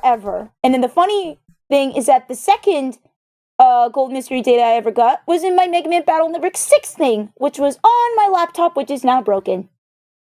Wow. So it's funny because I never got a golden mystery data at all in any of the series until I started Let's Playing the game. Same here, actually. they just came out of nowhere. Not just that too, but I think how many did I get in the Let's Play? Do you remember? Too many. I got maybe 4 or 5. And I'm like, what? I've never got this once in my life until beforehand. No. Oh. And that's actually really funny because I didn't know either until I think I actually told you, ShadowRock, and I'm like, yo, I found this gold thing, and you're just like, you got gold mystery data, what? And I'm like, what? This is a thing? Huh. I don't remember that conversation. I know I told somebody. It was either you or... I know I told somebody, though, and it was very funny how that went. It seems familiar, but... And then, this is basically near the end where, I couldn't play my Star Force game anymore, because then I got up to, Loch Mess. The place where Messy is. Yeah. Yeah. And it was so stupid. And I was playing through the whole thing, I hated how I was stuck with Luna. Star Force 2 is why I hate Luna. Because she's I don't blame you, to be honest. Super annoying. She's super duper annoying, and I much prefer Sonya than Luna. That's me. Hashtag Team Sonya. Yeah, Team Sonya for life. Hashtag no plus. I mean, to be fair, the ultimate waifu is Amy Kalan, so... It's Bud. He's the best, bro. Yeah, so then I was at that area, and I got into the underwater dungeon, and I started making my way through there, but then I realized when I popped in the Ace card the next day, my DSi just had these 2 black screens. The bottom one had this weird code in yellow text I'd never seen in my life. And I realized from that day, I could no longer play any DS games on my DSi anymore. None of the games will fit into the slot. Whoa. It somehow, weirdly stretched out the slot or something. And for the life of me, I can't play it anymore, so... I'm a... In the arms of an angel. Basically, and then I strayed away from Star Force again, but then I met new friends and they got me into Star Force, and I grew more to like Pat, even though he's an underrated character. He deserves love. He's a good character. And basically, I've been spreading the love of Battle Network and all the other Mega Man franchises to my other friends at school, and we've been slowly bringing Mega Man alive in my school now, and that's currently. Well, you're just like me then.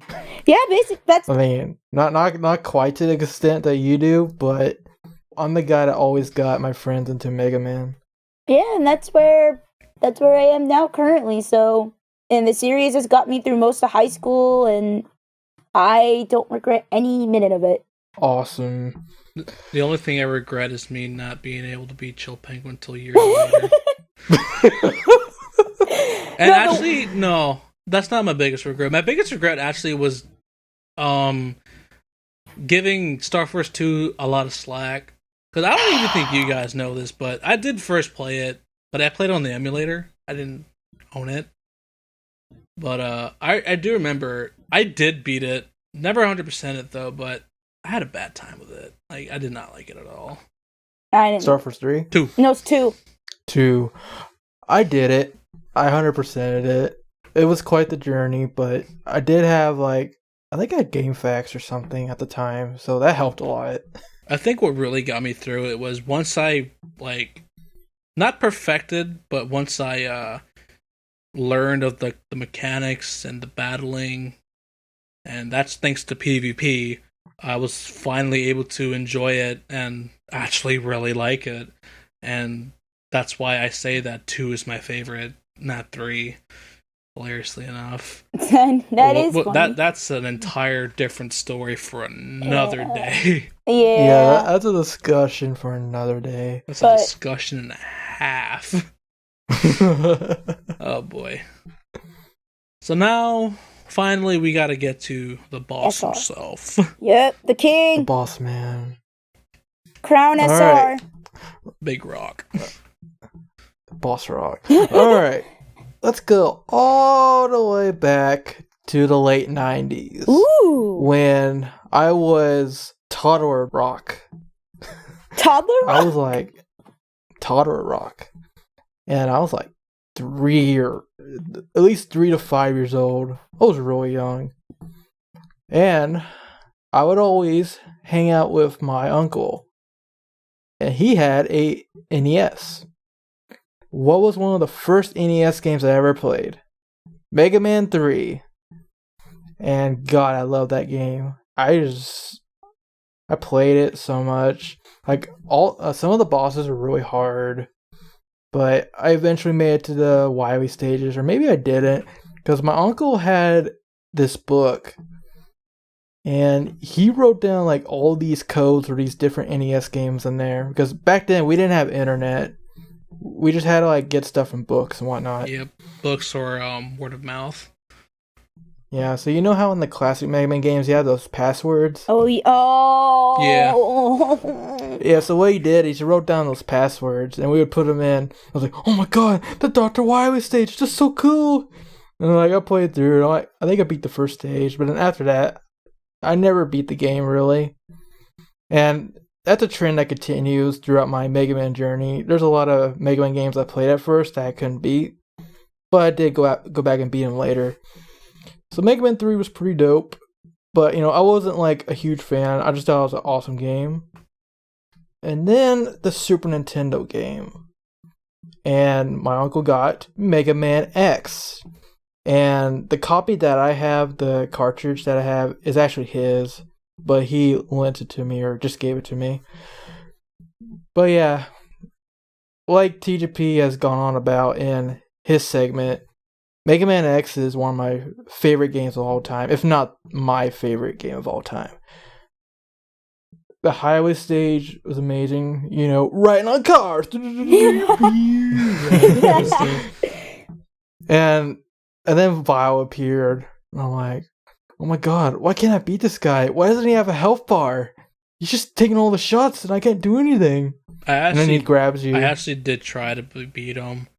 Same. Like the thing is, I would play it, and then when he caught me, I'm like, crap! I reset it. So I would legitimately try to beat him. I tried to, and it didn't work. But then, I think I actually like something happened, and I let the cutscene play, and then I realized, oh, that's a cutscene.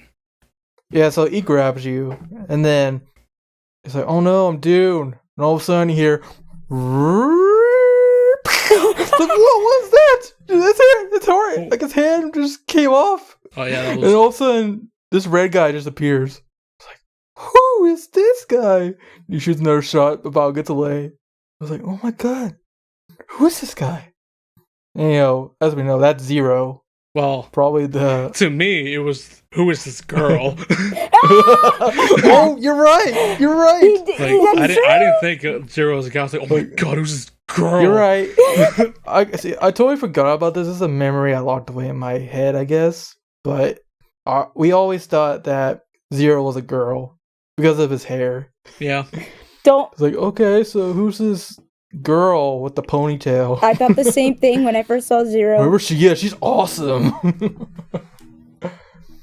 And of course, I kept playing the game, and unlike TGP, I thought Chill Penguin was the easiest thing in the world. I developed a strategy where I would just stay on the wall the entire time and let him do his thing. And then when he got on the hook, I just shoot him. That's pretty much how I beat him. So I did that, got the boots, like everybody does. Then I think I always went to Storm Eagle stage. And I beat him. Pretty awesome stage. Oh, you did Storm Eagle second? Yeah. Yeah, because I did Storm Eagle second, and then I went to generally it's either... Because from Chill Penguin, you can branch off a little bit. Yeah. But, like, you can either do Chill first or Storm Eagle first, and... Yeah, I did Chill first, then I did Storm Eagle, and then I did Flame Mammoth, and the struggle to get that stupid helmet. Yeah, then I played Spark Mandrill, and his music has some of the best music in life. It's really good. Yeah, honestly, that entire soundtrack is just the greatest thing in the world. That soundtrack is so heavenly! Oh! Just imagine that orchestrated. Good lord. Oh my. Well, OC Remix does have an album, and bruh. Yeah, so Spark Mandrill, though, I actually had a Chill Penguin moment in that stage, because for the life of me, I could not defeat the mini-boss. He was too hard. I could not do it. Oh, the little the bubble one, thing? The bubble guy. Yeah. I did not like it. Bubble, he bounces everywhere. I could not beat him for the longest time. But when I did beat him, I was like, yes! Yes! Yes!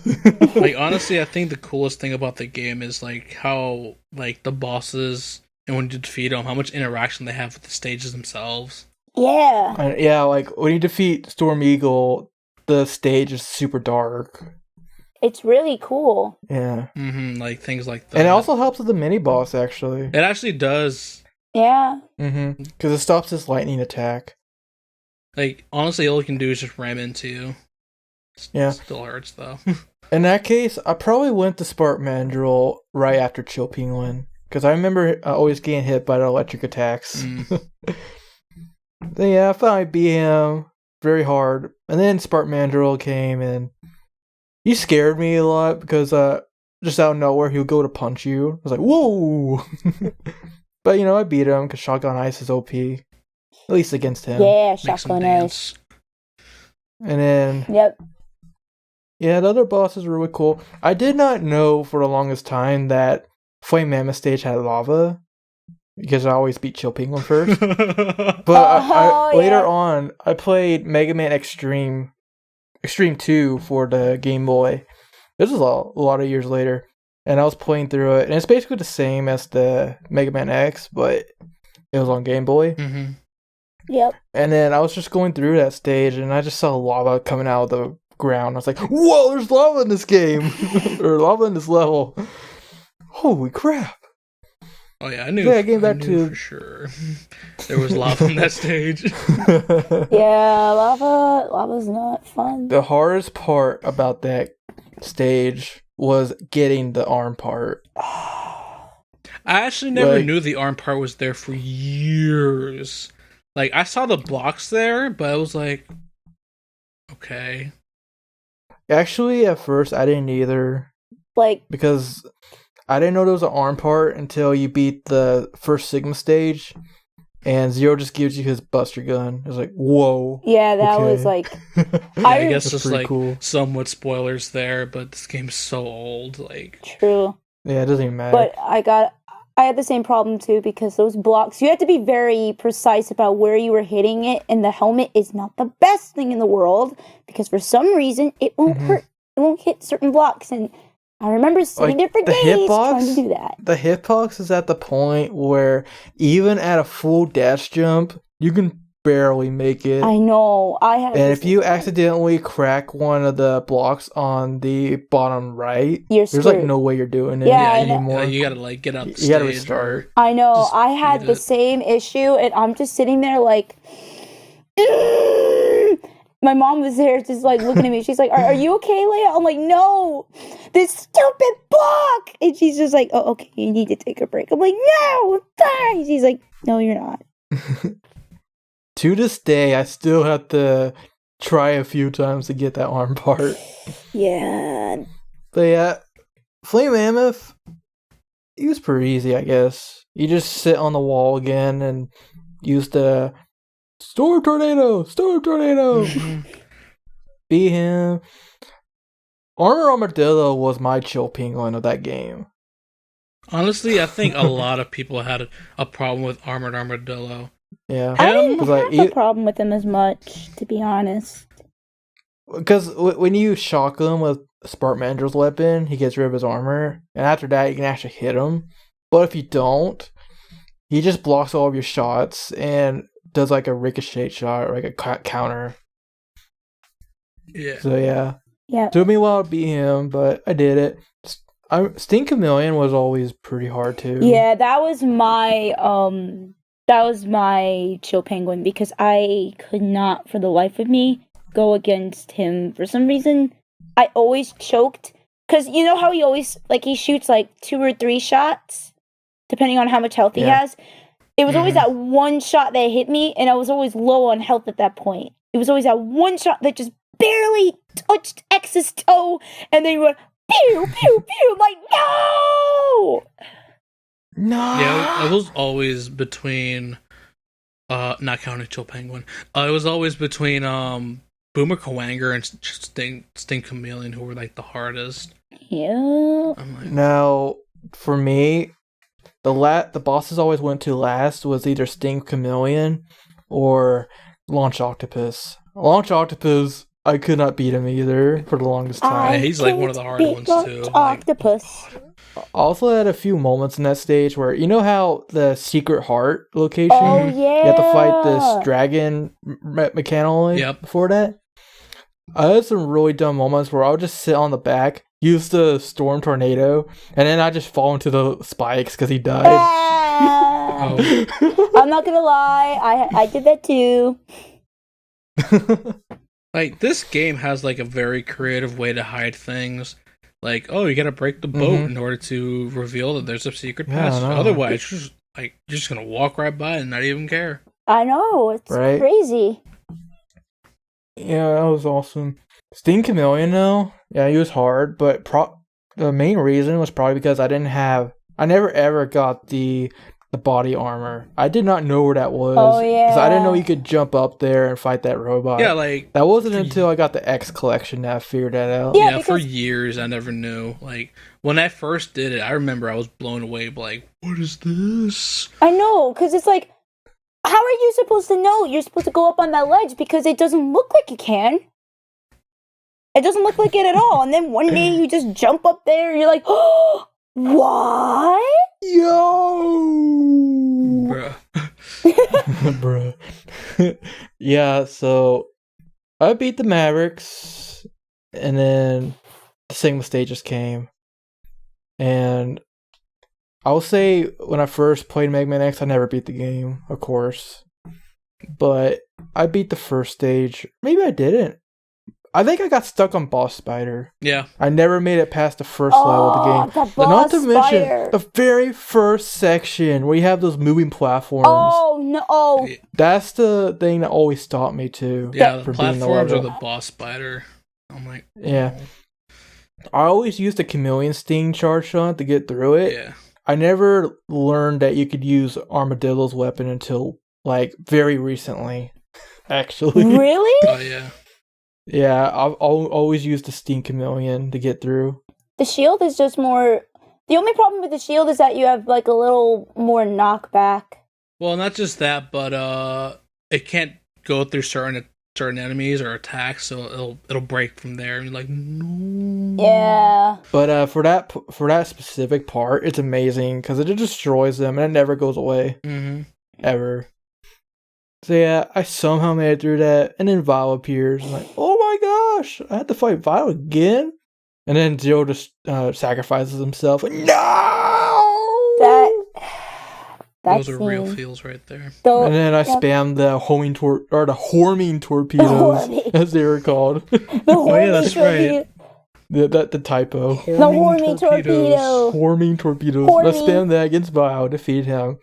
And then Zero's like, hey man, you're the only one I can defeat Sigma now. Have my gun. Like, oh my god, I have this awesome charge shot now! That's basically where my journey ends, because I never beat the game. Or never beat that level. But you can do the Zero. I can't do the Zero. I failed you. 0+. I failed you, Zero. Yeah, I remember I beat the spider. It took forever, but then the wall, I'm like, forget it. I'm on Sigma stage. Can't do this. I'm on Sigma stage 3.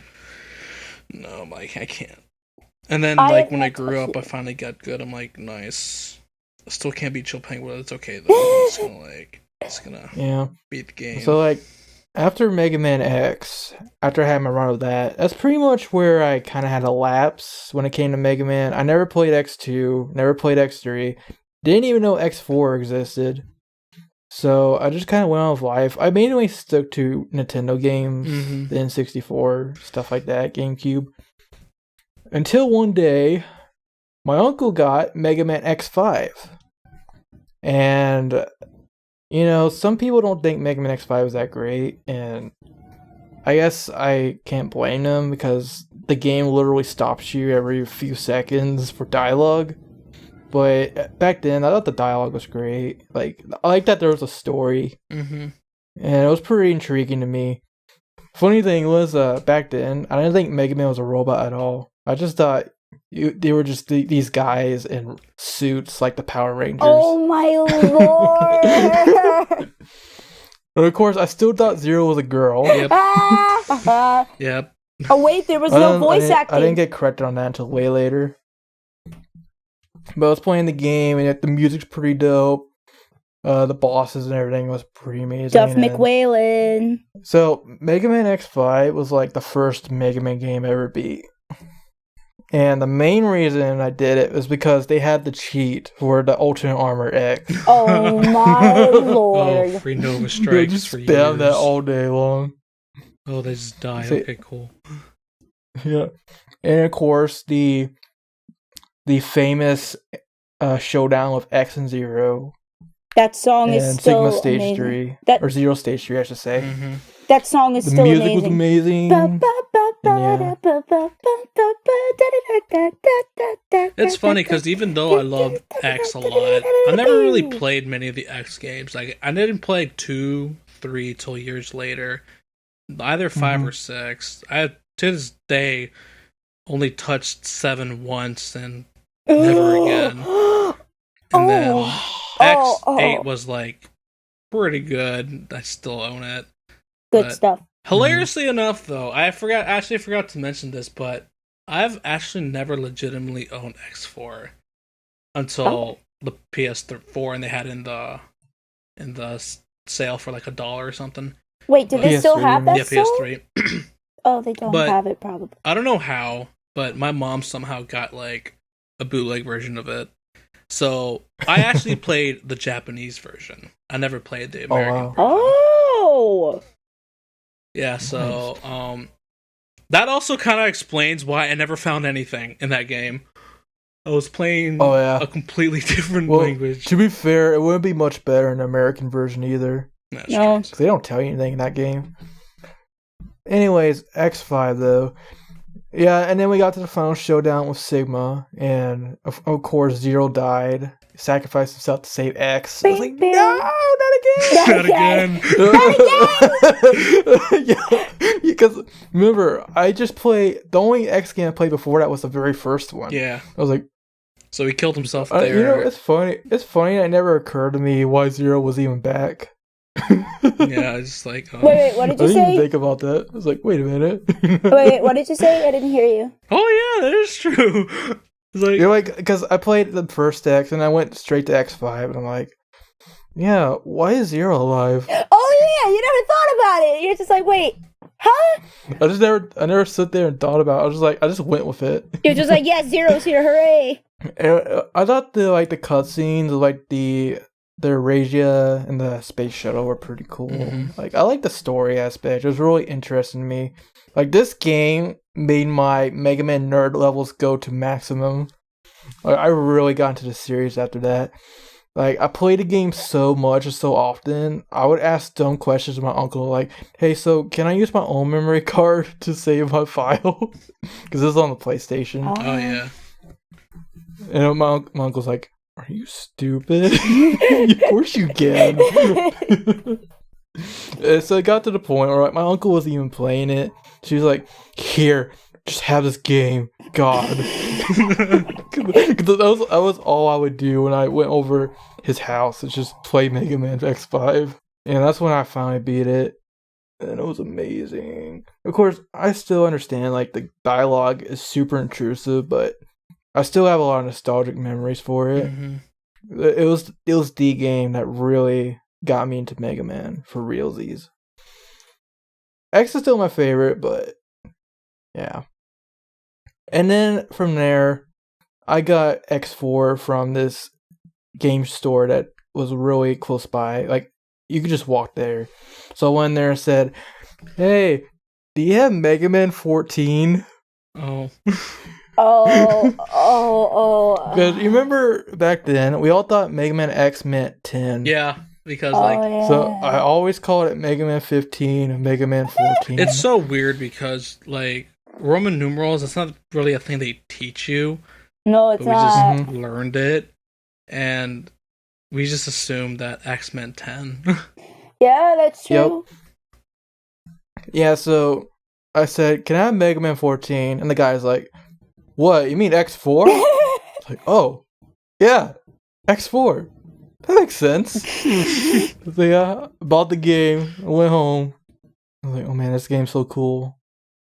Like the cutscenes were super cheesy, but, you know, cutscenes back then on the PlayStation were huge. Pretty cool. Like, yeah, really huge. Mm-hmm. Like, because the SNES never, the N64's, it didn't handle it as well as, like, the PlayStation. So, like, some games did it good, but for the most part, it was like, it was mainly space constraints when it came to the N64, because PlayStation had discs, so they could put more things into it. Yeah.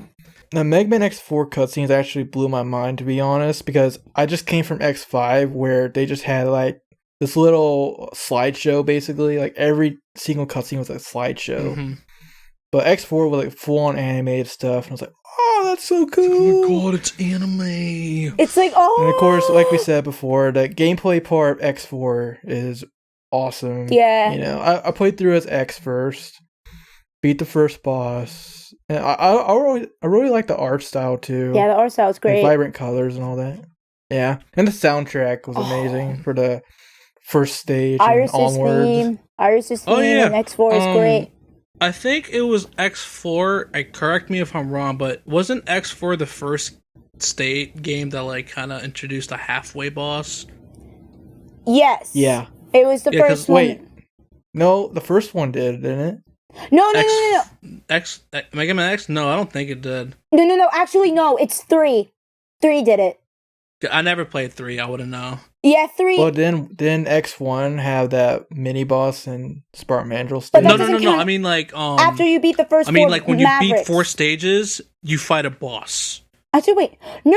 All that. Actually, no. It was X2 in that case. Yeah, X2 did it. Yeah, because X2 was also weird because then you had to find the 0 parts, and that was weird. That's why it happened. Yeah, that was the whole point of it. Yeah.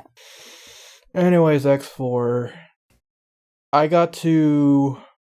I could play through all the stages. I think Dragoon was really hard, but the fact that you can. And then Slash Beast too, but I could never find all the armor parts. I found the boots. I found the armor, the arm part. Yeah, that was really difficult to get to. I don't even remember. Then you get the spider web, and then you wall jump against it to get over these spikes, and I died like so many times trying to get that. Yeah, it's ridiculous. To this day, I have trouble with it. And then I also found I think I found the body armor. Maybe. I honestly don't remember where the helmet is. Actually, I may not have found the body armor at all, because that was the other one I never found. But most of all, I never found the headpiece. So when I first beat the game, I never had the headpiece. I just perfected the first part of Sigma, and then I somehow managed to survive the rest. I don't even know how. Determination.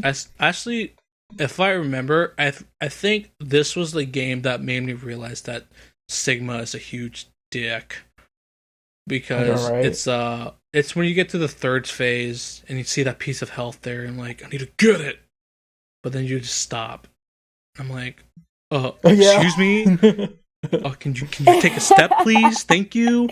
And then I'm like, oh, that's a cutscene. Oh my god, I'm not done with the game yet. Oh my god, what's this? Actually, I never beat X4 either. X4. Not until the X collection came out. I beat it, but I remember when that happened, I got very angry and just threw a controller on the wall, and I got grounded, so I couldn't play for a good month. See, I got to that point, yes, but I always died, so I could never do it until the X collection came out. Well, that's the thing. Why? It's because I was down to my last life. I had hardly any health, and I thought the 2nd phase was it. So I used up all my tanks, and I'm like, that's when I got upset. The 2nd phase is really rough too. The 2nd phase is really rough, and then I just got so upset and just threw that controller so hard. Which I don't know how in the world it survived, but it worked perfectly fine. That was X4 and X5 was when I was introduced to the whole idea that even RPGs had, to where, final bosses have multiple forms. Yeah. Get used to it. Yeah. Well, I think at that point I was only used to 2 forms. There was really never 3 per se. You know what I mean? And the Sigma always had 2. Not counting the dog in X1, because it was his dog, and then you fight Sigma, and then he had another form. But I don't think Sigma had a 3rd form himself. And the thing with my dad is he takes care of his consoles good. So when he found out that I threw that controller, he's like, "You're grounded." And then I got the whooping. Oh man, I remember those days. Good days. Good days indeed. So, yeah, I remember making different save files based on different moments in the game. For example, I always had a save file for the level where you fight Colonel, the very first end stage. Colonel. Yeah. I was like, oh man, I get to fight Colonel. It's so cool. So I kept replaying those stages. And this was around the time I learned of the existence of Mega Man Battle Network. Because I went to the store and I'm like, there's this poster there. And I was like, what is this? What's this garbage? Wait, what happened? I guess I saw a poster in Mega Man Battle Network at the store. It was the first game too. And I was like, wow, what's this garbage? Yeah, I guess it's on the poster, or I learned of it somehow, but I basically came to the conclusion that Battle Network is not a platformer. It's completely different, right? So I remember just staying there playing Mega Man X4 one night, and I was in the kitchen because like we had like only 2 bedrooms in our apartment at the time. So I literally just had a TV sitting there in the kitchen. I pull up a chair and just play Mega Man X4. Dude. So I remember, yeah, it's weird. I even admit that's weird. But anyways, it is weird. I remember just sitting there playing Mega Man X4 one day, and I was like, God, this Battle Network is so dumb. I always play Mega Man X forever. It's the best. I honestly do remember looking at that poster, and like it was like the first PET ever. I thought it was one of those Texas Instrument calculators with like a handle on it. I'm like, that looks really stupid. Yeah, I just remember sitting there and just thinking like, yeah, Mega Man X is the best. I'm never getting into this Battle Network. Mega Man X forever. Oh man, I think we were all like that. How wrong? Boy, was I wrong. I think we were all like that with Battle Network at that point, because from what from what you guys have been saying, we've all like had like a moment where we just looked back Battle Network like, what is this?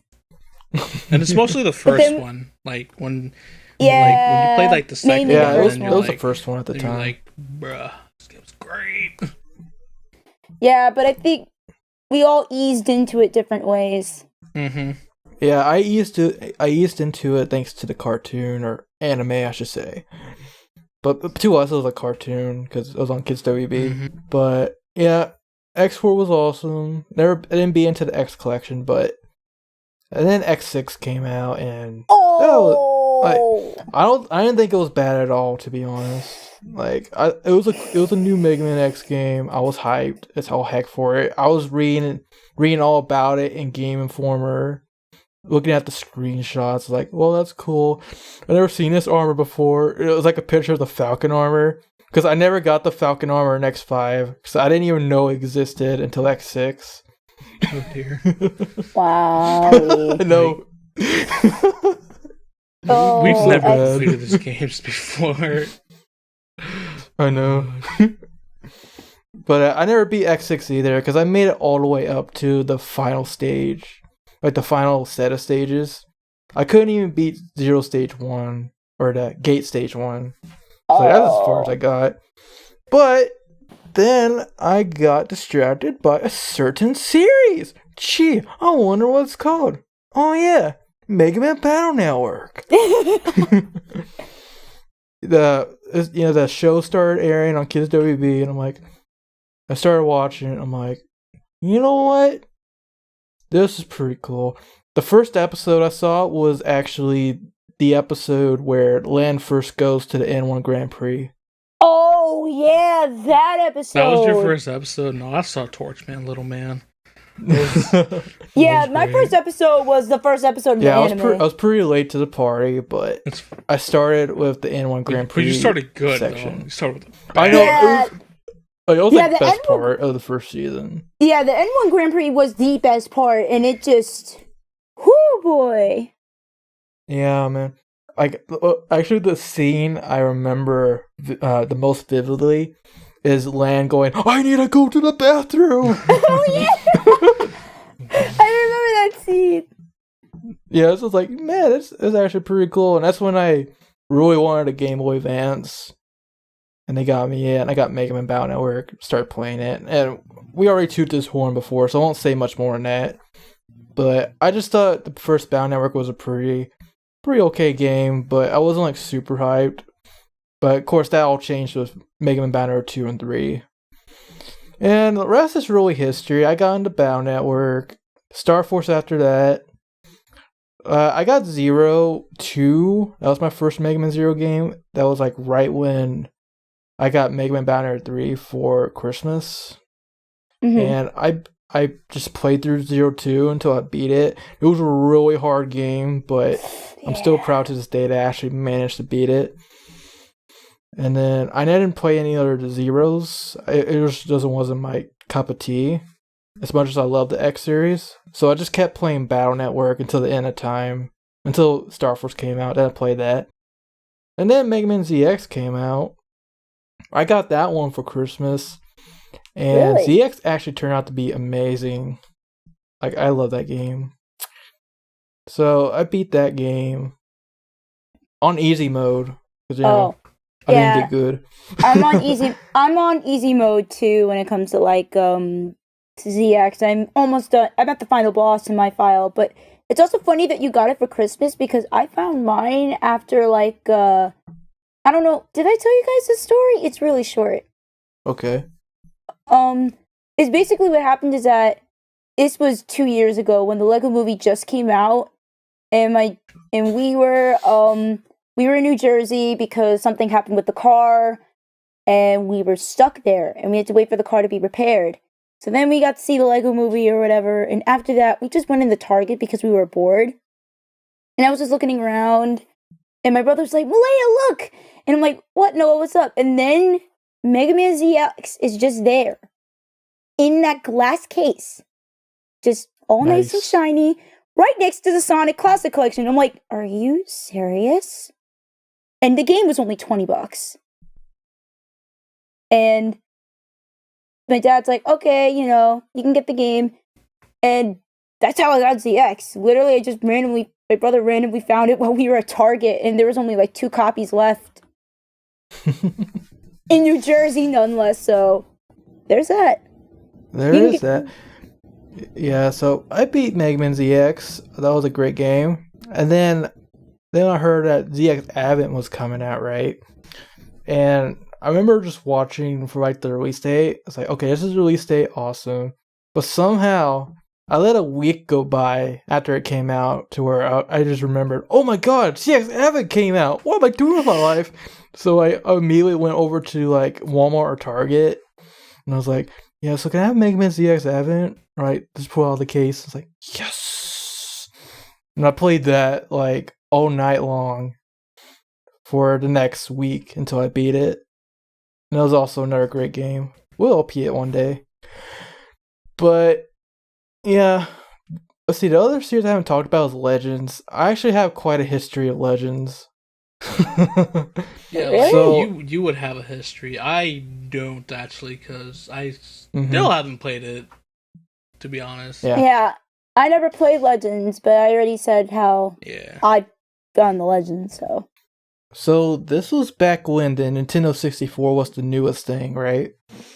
And they had Mega Man 64, which in reality was Mega Man Legends 1, but I didn't know that. I just knew it as Mega Man 64. So I played it, and I was like, well, this is a little different. You have this Mega Man in a 3D world.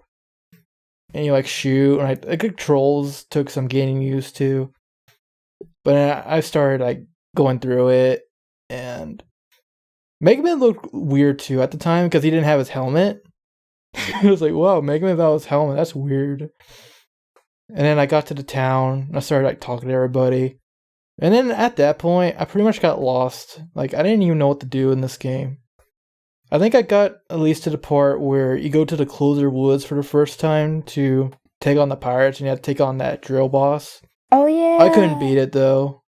So that's pretty much where I stopped there. And, I thought it was pretty cool, but I didn't, like, beat it or anything, because I just didn't know what to do in that game. I wasn't good at it either. My uncle had different opinions, though. He always refers to the Mega Man 64 Mega Man as gay Mega Man. Why? Because of his voice? I guess, and the fact that, like, he looks weird, I guess, without his helmet. He does look a bit weird, I'm not gonna lie. Yeah, so... Gay Mega Man. I didn't even play Legends 2. I didn't know that existed until the internet happened. If only we knew at that time how his voice would have changed for Legends 2. Holy crap. Because we like, honestly, when it came to like the different Mega Man games, I always thought Mega Man was like the same person. Like the same one in each and every game. Yeah, me too, actually. I kind of assumed the same until, like, the Great Clement mentioned, like, Zero as, like, a separate entity, and then Battle Network, I'm like, oh, wait, they're all different in their own little worlds. That's pretty neat. Yeah. But yeah, that's true. Like, I always thought, like, Classic X and so on was, like, the same person, but I didn't think that way about Battle Network. I already figured that Battle Network was in its own little world. Yeah, like Battle Network was its own thing. Same with Star Force. Yeah. And then it wasn't until a few years ago that I finally beat Legends. I got a walkthrough around. I'm like, I'm going to beat this game. And I actually enjoyed it. Like, it's not the best game, but it is pretty cool. And I definitely understand why there is such a passionate following for it. And then, I played Legends 2, like, very recently, because, it's a very expensive game. That's I finally true. had the money to put down for a copy of it. And Legends 2 was amazing as well. So, I wish there was Legends 3, but I'm not hopeful for it at this point. Yeah. Unfortunately, Capcom was like, Mega Man's, it's alright.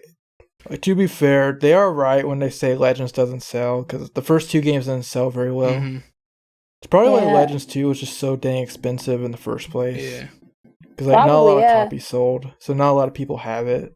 That's probably also why Mega Man Battle Network 1 is really expensive for whatever reason, because if you're trying to get it physical... Yeah, because I was looking for, because I'm an idiot, and I said this multiple times, but it's true.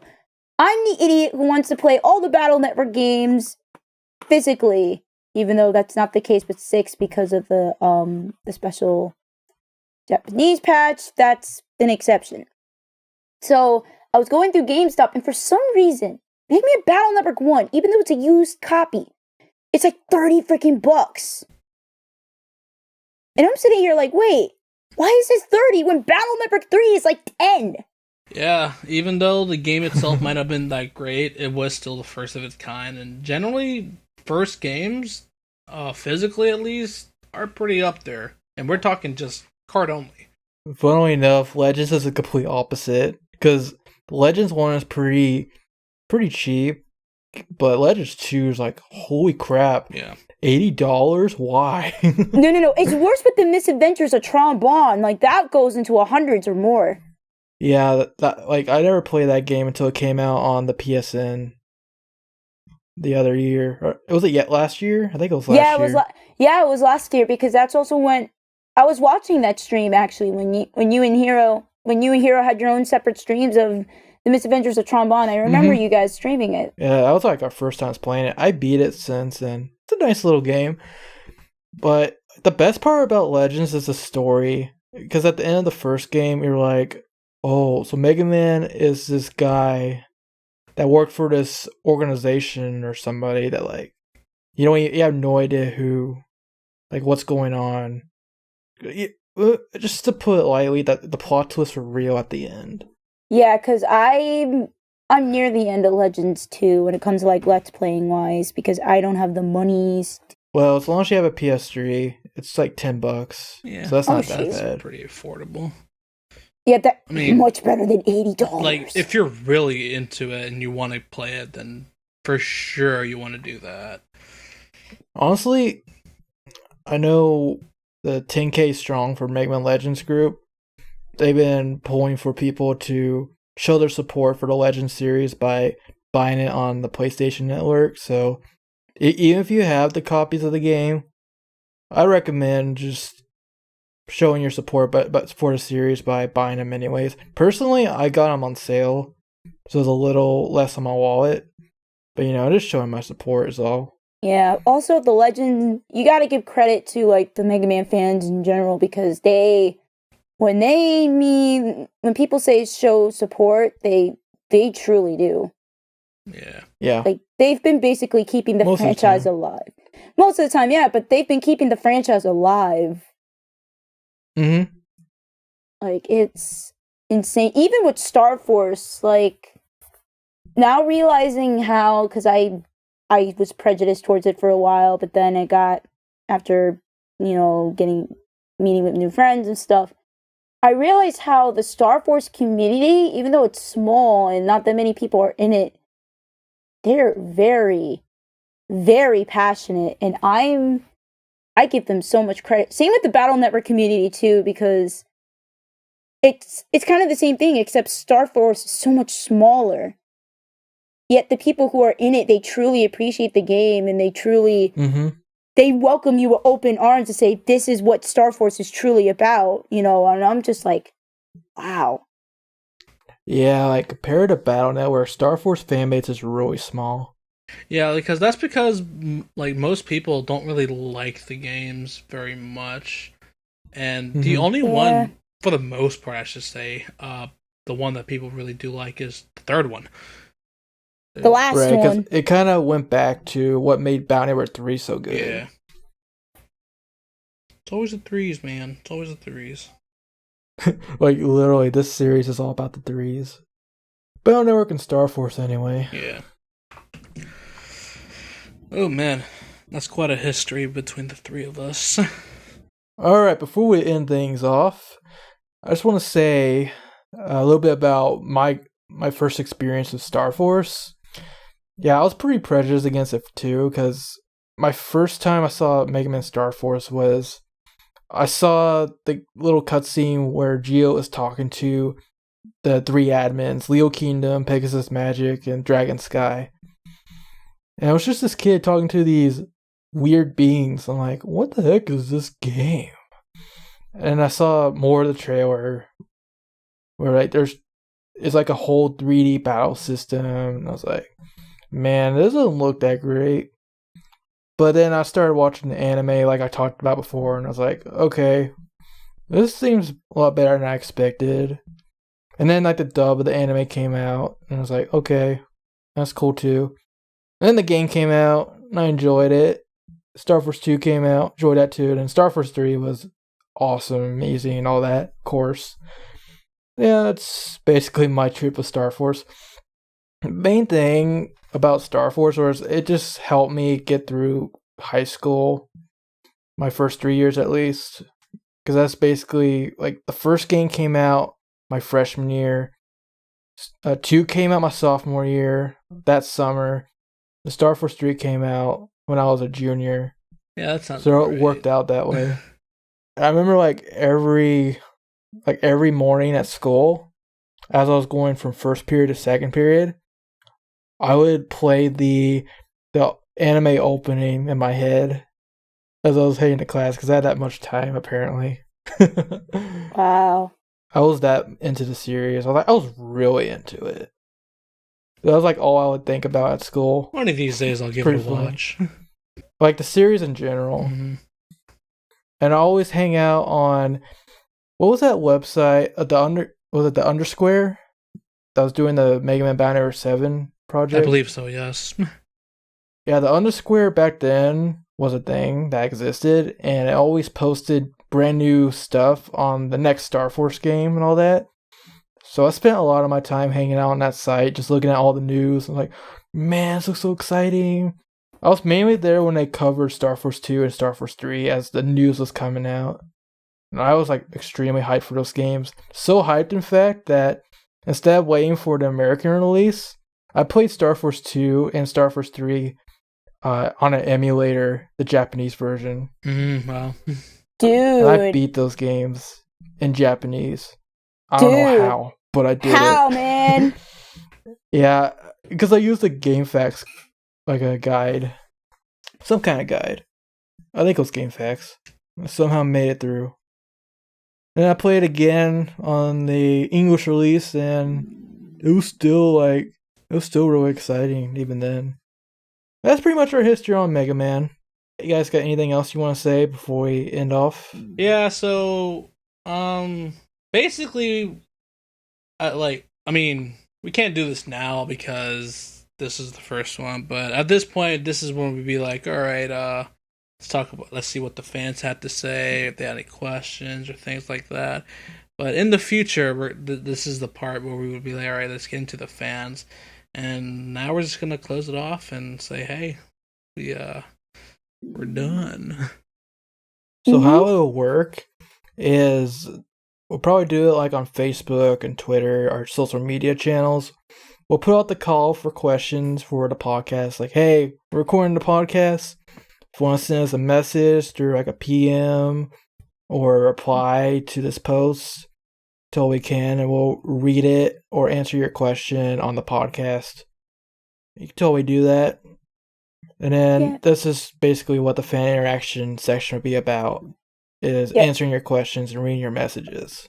For me, since I don't really have Facebook or Twitter really, if you want to send it to me on my Tumblr, you can do that since I have that and I can access it a little more easier. Like, I'm talking like in general, the channel. Oh, okay. Then you guys can just send it to the Twitter. If there's a question for you, we'll let you know. We have a Tumblr too, but I don't even use it, so. Yo, I didn't even know that. Like the channel has a Tumblr, not a personal one.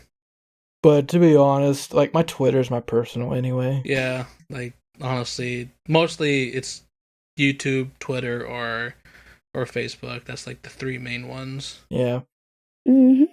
But what I recommend to you guys is follow our Facebook and Twitter pages.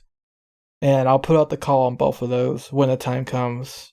So just keep an eye on those, and when you see it, just if you want to say anything, go ahead.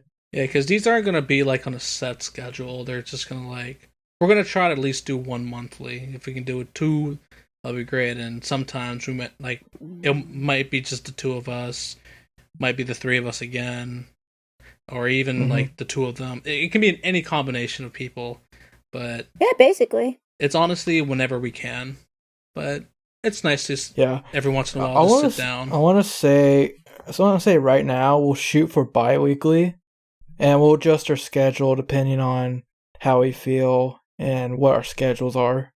Yeah, basically. All right. So thank you guys so much for listening to our first podcast for Rise of the ShadowCast. Never done this sort of thing before, but it's surprisingly been a lot of fun. Just sitting here chilling and talking.